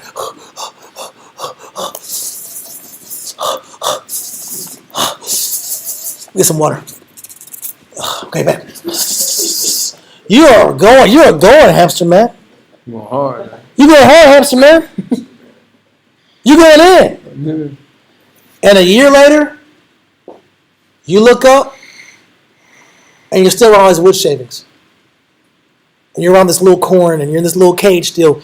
You're still in the same position, but you ran hard every day on this wheel. The Lord let you waste your time. You wasted your life in vanity. So the consequence of never being happy with what the Most High has given you is that you get to waste your time. That's a consequence of not being grateful. That's a consequence of having these pictures in your mind that are never satisfied. That's the cost of dissatisfaction. The cost of dissatisfaction is you get to waste your life. But you get ripped. You get some strong lungs. You burn a whole year on that hamster wheel, thinking you're doing something. Read. 34. Excuse me, end of 33. Their years in trouble. And they're what? Their years in trouble. Or you'll have problem after problem after problem after problem. You'll have worm after worm after worm after worm. You'll have stench after stench after stench after stench. Or in modern terms, you'll have what?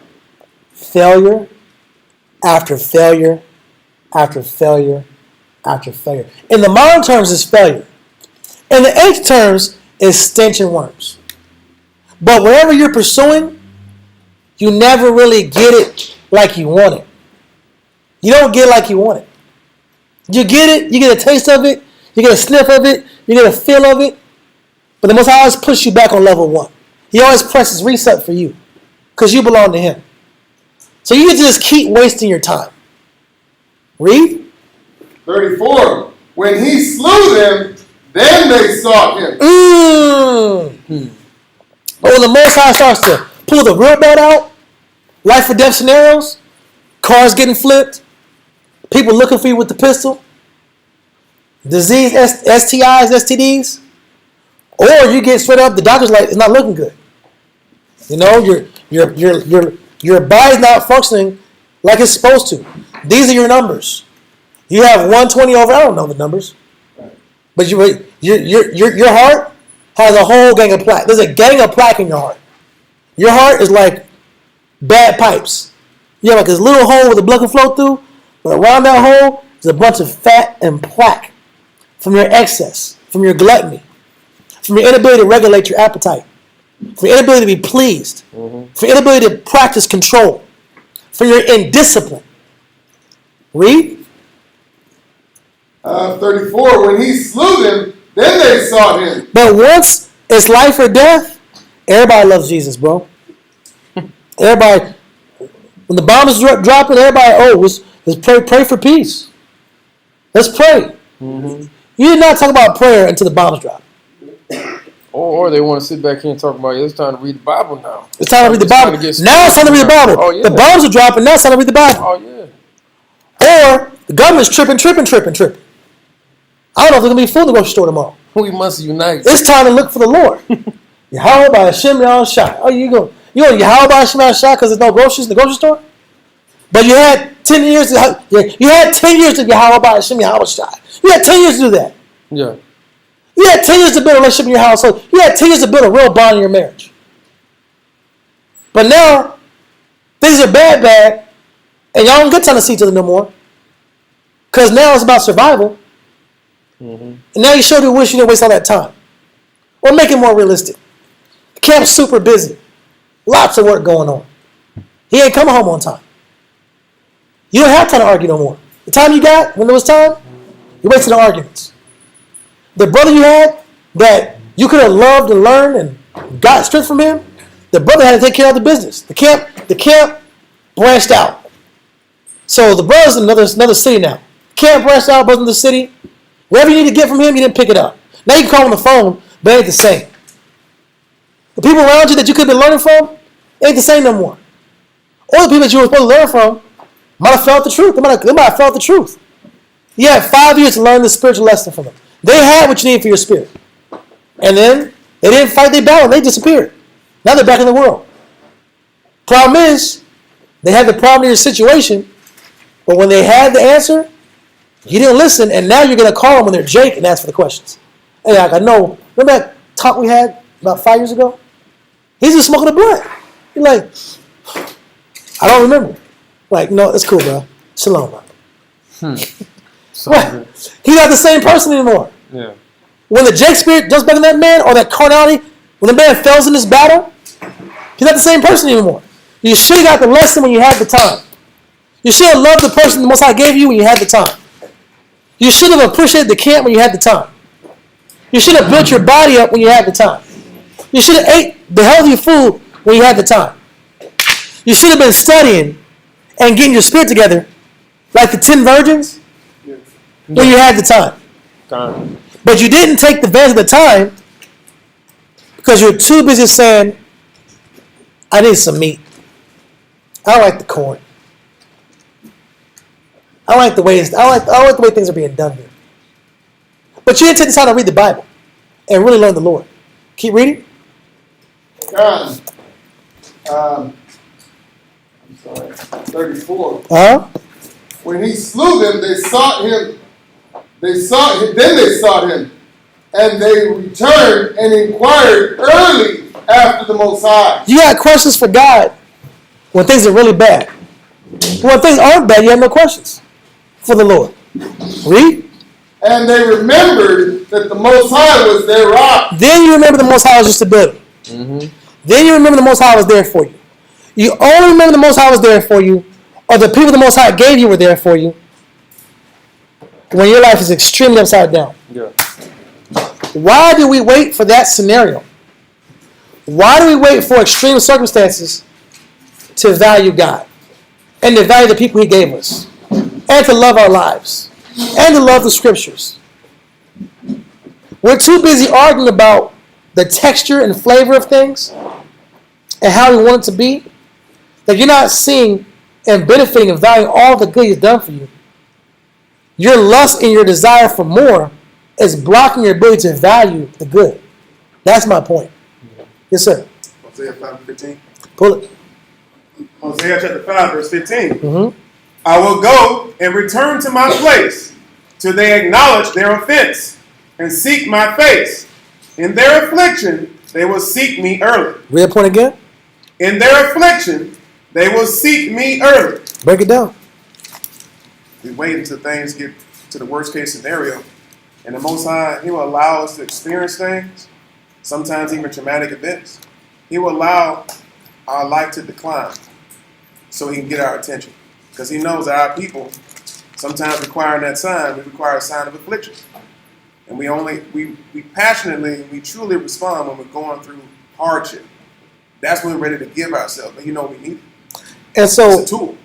beautiful point. And so what am I really saying? Great point. What am I really saying? You have to exercise the ability to see that your lust and the picture in your mind and the way you got to have it is not the priority. It's not that important. You make. Sergeant Wallace told me to go with the scripture. Let me go to the scripture real quick, bro. James 1:21. Go to verse 19. James 1:21, verse 19. Yeah, James 1 and 19. James 1 and 19. Uh-huh. Wherefore, my beloved brethren, let every man be swift to hear, slow to speak, slow to wrath. Because we're all angry people. We're all just angry people. And we don't get the things we want. That's the real lyrics. Yeah. We're just angry people. Read. For the wrath of man worketh not the righteousness of the Most High. Don't you understand that when you're angry, you're not going to do things right by the Lord? I think I'm the picture of that. When I was really, really angry, everything fell apart. I got ulcers. Use the bathroom, I'm bleeding in the restroom. Like, I'm bleeding in the restroom. What is this? I'm 20-something years old. I'm bleeding in the bathroom. What is this about?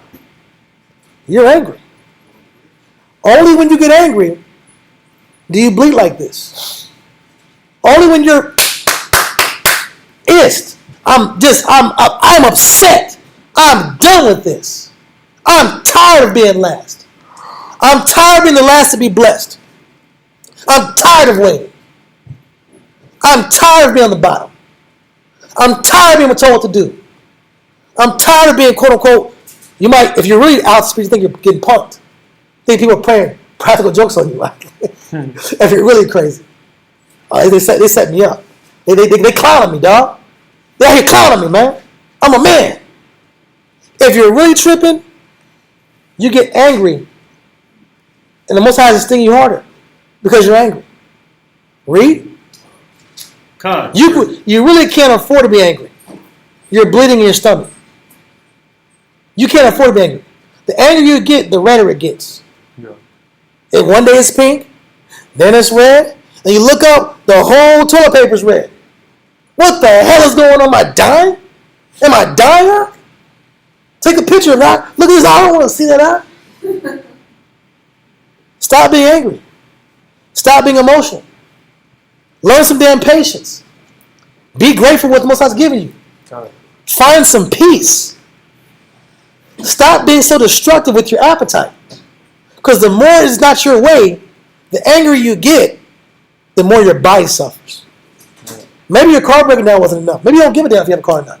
Everybody ain't a car person. Everybody ain't a rib person. Everybody don't need to have a rib. There's some people are just, it's cool. But when you gotta use the bathroom and your stomach's on fire, you got a fire in your belly, and then you look up and it's red in the toilet, because your health's going down and you're young, and your health's going down and you're young. You know the Most High is stinging you because you're too angry. Read. Con, verse 21. Wherefore, lay apart all filthiness. Lay apart all what? Filthiness. Get rid of your filthiness. What's our real filth? Our inability to appreciate things. Because it leads to sinning. I might as well smoke a blunt. I might as well be wicked. I might as well not communicate. I might as well disappear for a couple of days and pop back up and say Salaki. That's what's right. It's right to do that. Play disappearing games. Read. And superfluity. And superfluity. Somebody get superfluidity.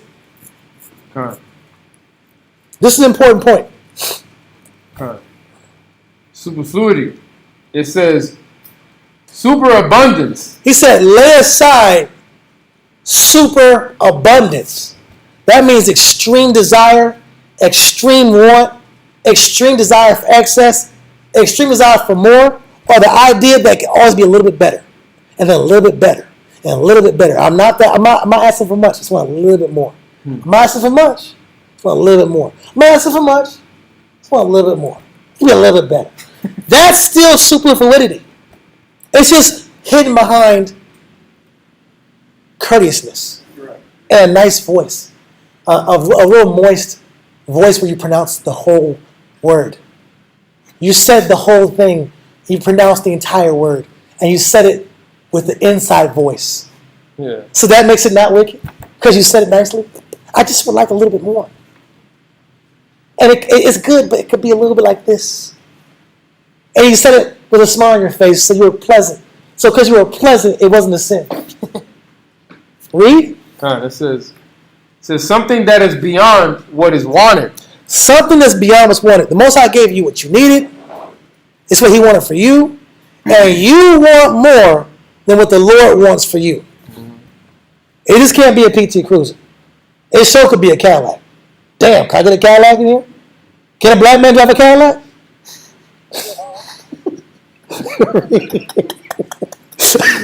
It's in my blood, huh? Damn. Read. Somebody read. You got it. Somebody, it's you. That's you trying to read. I'm thinking What's the definition, man? Okay.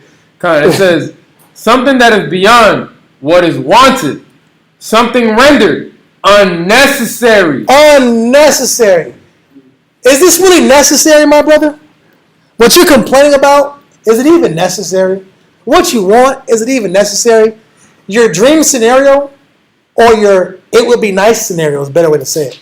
The it sure would be nice scenario. No, brother, you don't understand. That's the one. You don't understand conversation? Yeah. Is it necessary? What does the Most High have to do to get us to combat our natural internal desire for excess? Our desire for more than what we deserve. Yeah. Read. Wherefore lay apart all filthiness and superfluity of naughtiness. Mm-hmm.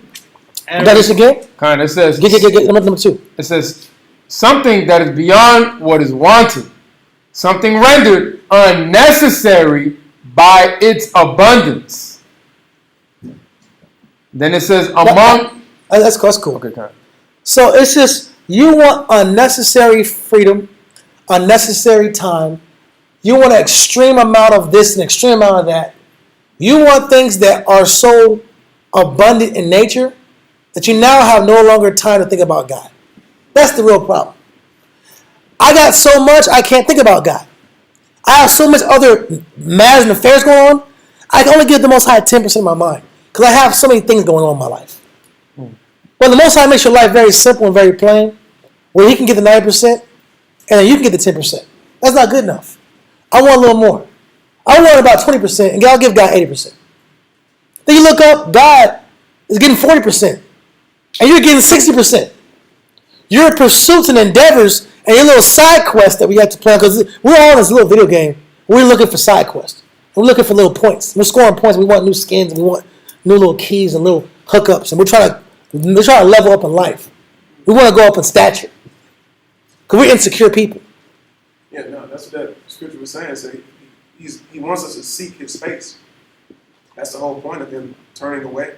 Between knowledge of Him. Beautiful. The Most High is supposed to be the object you're chasing. The Most High is supposed to be your appetite. If the Most High can't be your appetite, then you have a red bathroom session.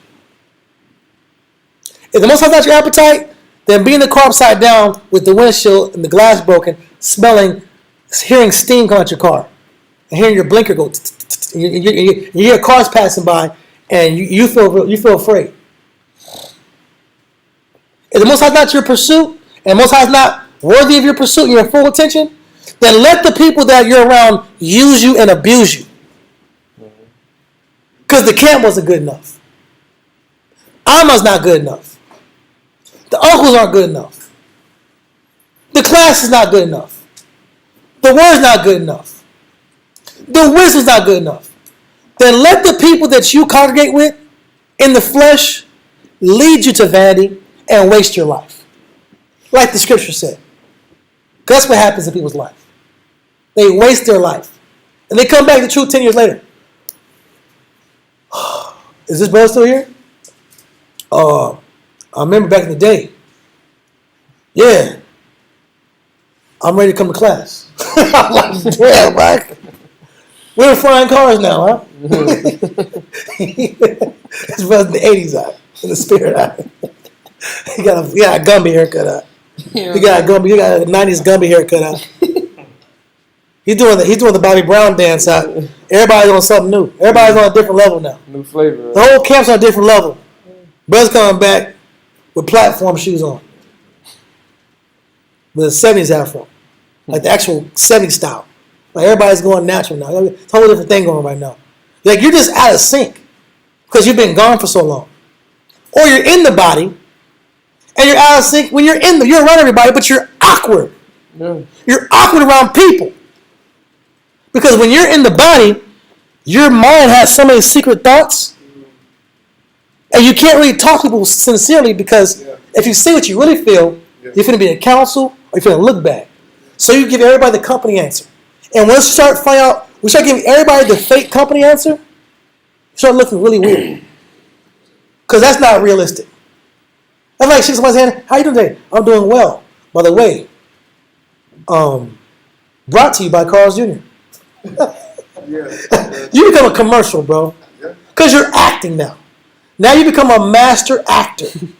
So you're doing the company thing wherever you're at because you're trying to fit in.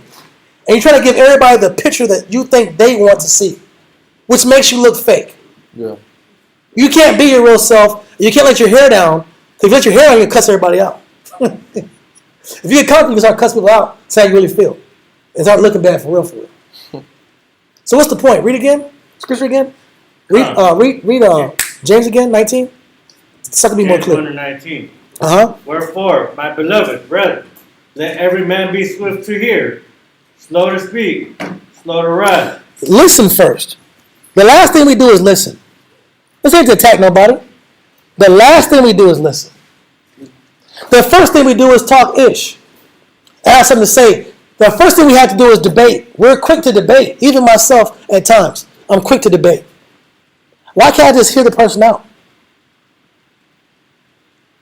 Read. Verse 20. For the wrath of man worketh not the righteousness of the Most High. You can't operate properly because you're too quick to be angry. Because in the background, something's not going the way you want it to go. So you can't engage with people properly because your real life sucks. Because you have an itch you can't scratch. You have something that you can't fix like you want to fix it. Or you're getting stung in the background. Keep reading.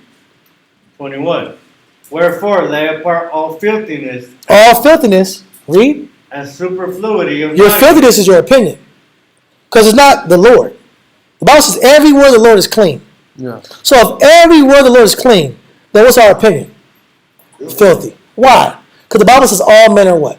Liars. Liars. By nature, man lies. We lie to ourselves or we lie to others. Read. Con.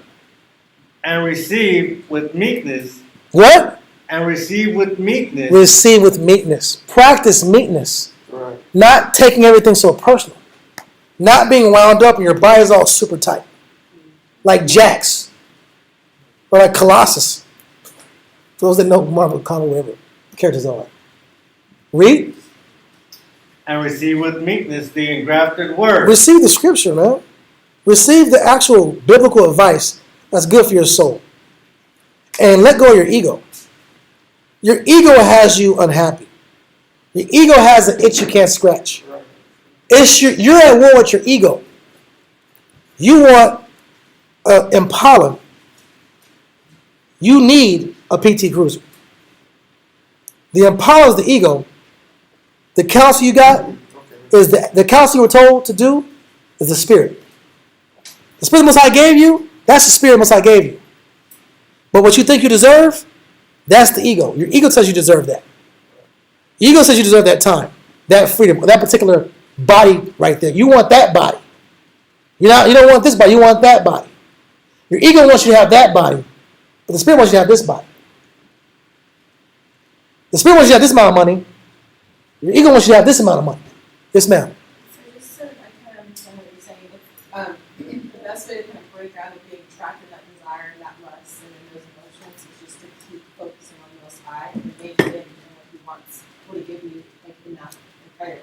You have to force yourself and make yourself value everything He does for you. Remember we read earlier about how the Lord, He said, let's get this manna and put it in this box so they can remember it. What am I trying to say? What's the Lord trying to say? You have to fight to remember every blessing. Because I know me. I'm quick to forget every blessing. Right. You know why I'm quick to forget every blessing? Because I want another blessing. Yes, sir. Well, it's a little bit. So when you say desire, a step past that is when you said it. Yeah. When I think I deserve it. Yes. You go from a desire to, no, I don't just want this.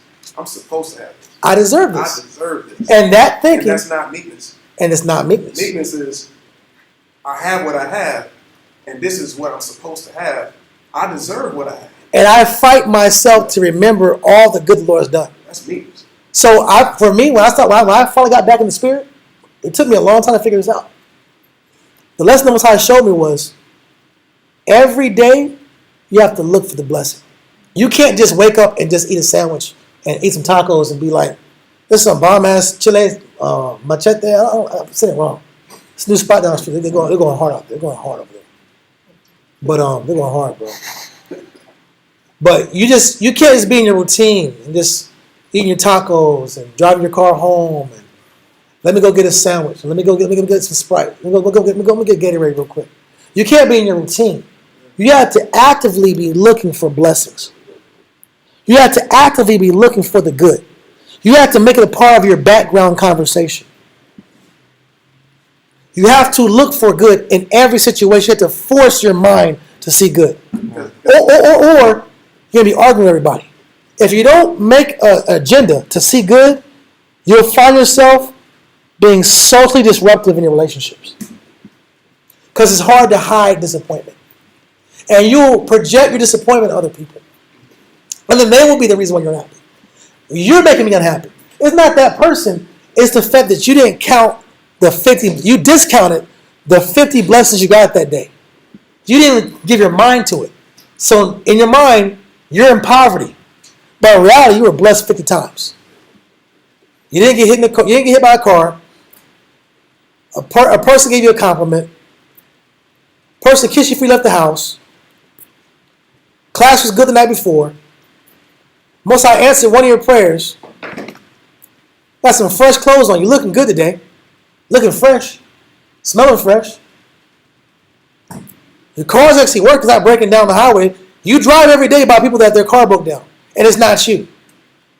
That's not good enough. Every day there's blessings. You're collecting blessings. You have all kind of conversations that inspire you. But we discount those conversations and forget about it. That was the manna the Most High was giving you. The good conversation was manna. The pat on the back was manna. The familiar relationships that we kind of, blow off was manna. The stability in your boring life, quote unquote boring, because boring means peace. The boredom of your life, which is the peace of your life, you discounted that. So now when you're around somebody that matters, you're projecting your unhappiness on them. Because you didn't count the 15 blessings you got before 12 o'clock p.m. Yes, sir. Because a meek mind will always think that I'm getting more than I deserve. Exactly. A meek person, a person that is meek in the conscience, is, I'm just glad the Most High didn't have me in this situation. I could be in this situation. I could be waking up in the hospital. I could be waking up alone. Or I could be waking up a person that give me a black eye. Or I could be at the bus stop right now, stressing out because it's raining right now.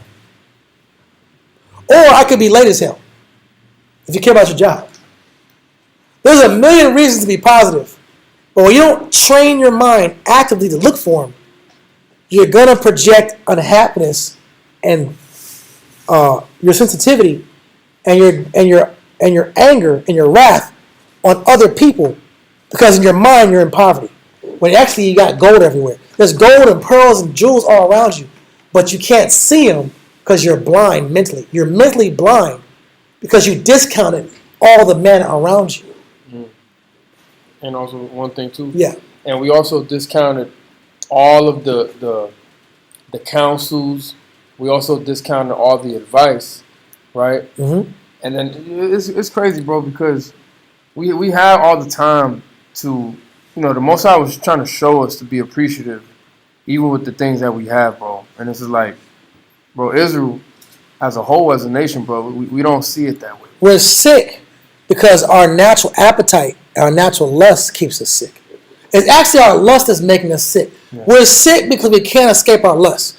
So because I have my lust, whatever your lust is, or your lust plural is the reason why the blessings Most High gives you are discounted. And it's the reason why you have a poverty mindset. You have a poverty mindset, and you have an inferiority mindset because you can't see how the Most High is provided for you. And I want to get to this one more scripture, and we're going to call it a day. Keep going, read it. Whoever had it. James 1:21. Wherefore lay apart all filthiness and superfluity of naughtiness, and receive with meekness the engrafted word. Why don't you just receive the scriptures, apply it, and let the Most High give you the benefit of obedience? Obedience to the word, and you actually see the blessings of the Most High. You actually be able to taste the blessings you got around you. You'll actually be able to tangibly receive the good around you. Back to Psalms. Psalms chapter 78, verse 35. And they remembered that the Most High was their rock. They remember the Most High was there for you. Read. And the high power, their redeemer. They remember the Most High was delivering you the whole time. He split the Red Sea, your Red Sea, so many times. He saved you from the lice, the frogs, the darkness, and the plagues. Then you remember all the plagues that you went through in your life, and how He was there for you during all the plagues, and preserved you through all your plagues. Read.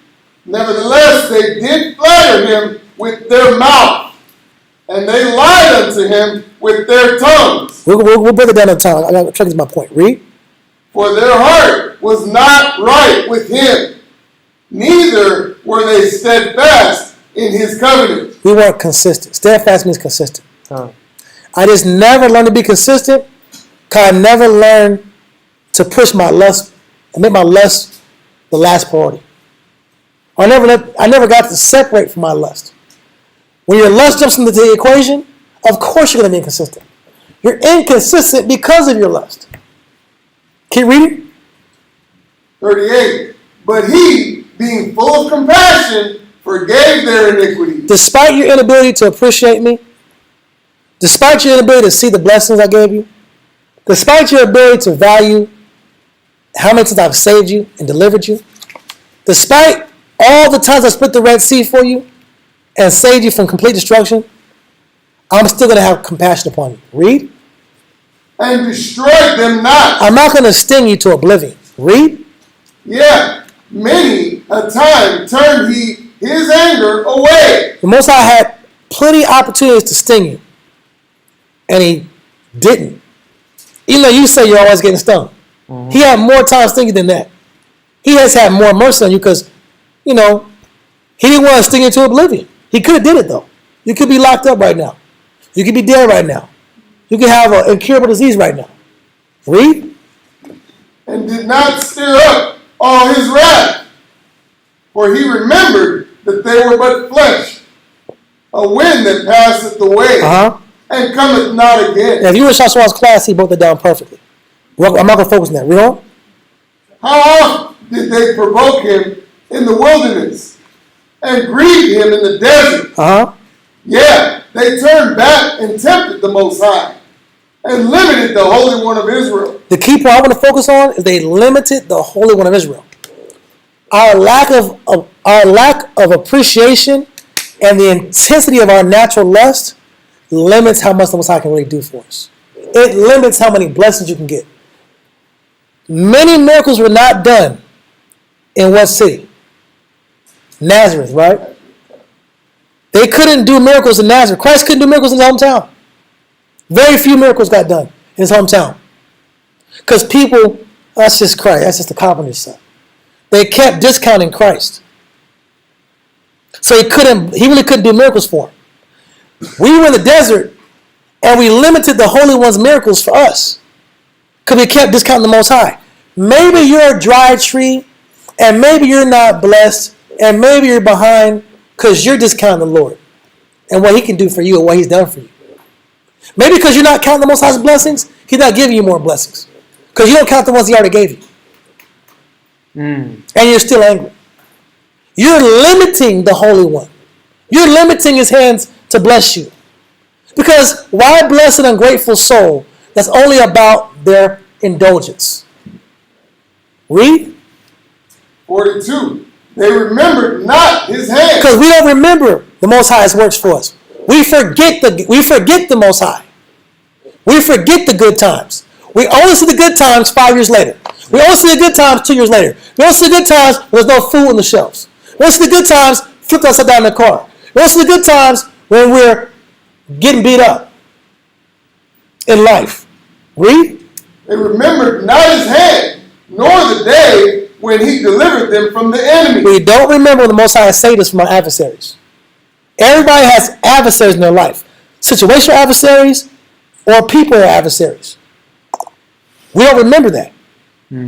So because you keep forgetting God, he can't bless you. I'm not blessing you with nothing else. I ain't blessing you with nothing else till you remember me. I'm not blessing you with nothing else till you stop discounting me. I'm not blessing you with nothing else until you learn to make your indulgence and your pleasure last. Put your pleasure last. Recognize the worms he's put in your life. Recognize all the little worms and the stenches. Can you see that he's not blessing you or he's stinging you? Can you acknowledge that? Can you acknowledge that it's you? Take accountability and see it's you. I don't say take accountability.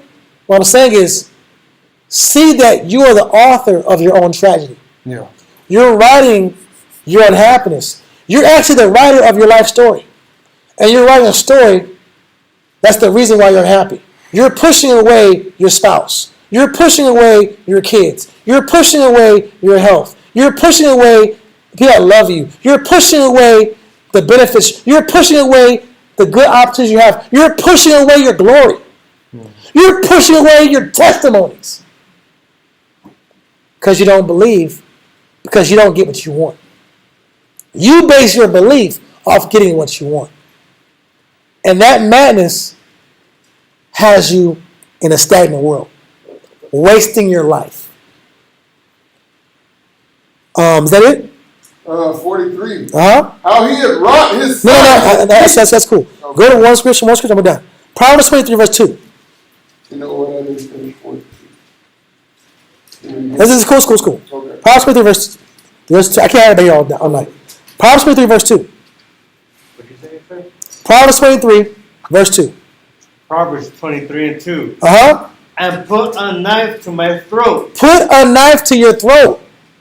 Why would God say put a knife to your throat? That's a crazy statement. Put a knife to your throat? Read. If thou be a man given to appetite. If you're a man that has this unstopping, unquenchable appetite, put a knife to your throat. What's he saying? Wasting time. True. But he's saying you have to be extreme against your appetite. Yeah. Because your appetite's creating poverty. And I'll go to it later. The class keeps going. I don't have the time. So I have to probably keep going. This is actually a long class. I'm not trying to make it long, but I want you to be here till 11:30 tonight. Unless y'all want to be here. I'm just joking. I'm just joking. Like, oh my God. Listen. I'm going to bring this one last point down. Everybody can get out of here. Read. And he put a what? And put a knife to my throat. What it's saying is put a knife to your throat. That's an extreme action. He's saying be extreme against your what? Read. If thou be a man given to appetite. He said pluck your eye out if it causes you to go to hell. Yeah. He said put a knife to your throat if you're a man that's given to appetite. What's it saying? Your appetites cause more trouble than what they're worth. Is that clear? Okay. There's more to the class. I don't have the time. I'm sorry about that. I will try to finish the topic. Did we get the main idea? Okay. What's the main idea? We get carried away in our appetites and our desires and forget about the Most High and put Him on the back burner. Put those things first. We put our appetite first. Yes, ma'am. What I got from the class was lust can literally destroy you. Thank you. Thank you. Lust can destroy you, but how does it destroy you? By making you discount all your blessings and all the good around you. You don't see how your lust is destroying you because you're in the midst of chasing the lust. But once you're really in your lust, you look up and 10 years go by, 5 years go by, 2 years go by, 8 months go by. And all the people that loved you and cared about you got pushed aside for lust. They were never good enough. The blessings were never good enough. And so all the lessons you should have been collecting never got collected. And you end up being a person that's spiritually and developmentally behind. Yeah. All right? So you might as well put a knife to your throat. That would be a better decision than engaging in your lust, because it's pushing your blessings away. The fact that you're excessive is pushing away your real blessings and your real happiness. Is that clear? No, it's not. I'm not here. I try not to make classes where I make everybody down and out. I'm not trying to do that. I'm just trying to show you the dangers of that unending lust, man, and that unending appetite. It will keep you ungrateful forever. And then you'll never get real blessings that matter. Is that clear? All right. Thank you so much. Love y'all. We'll see you tomorrow. Shalom. Shabbat shalom.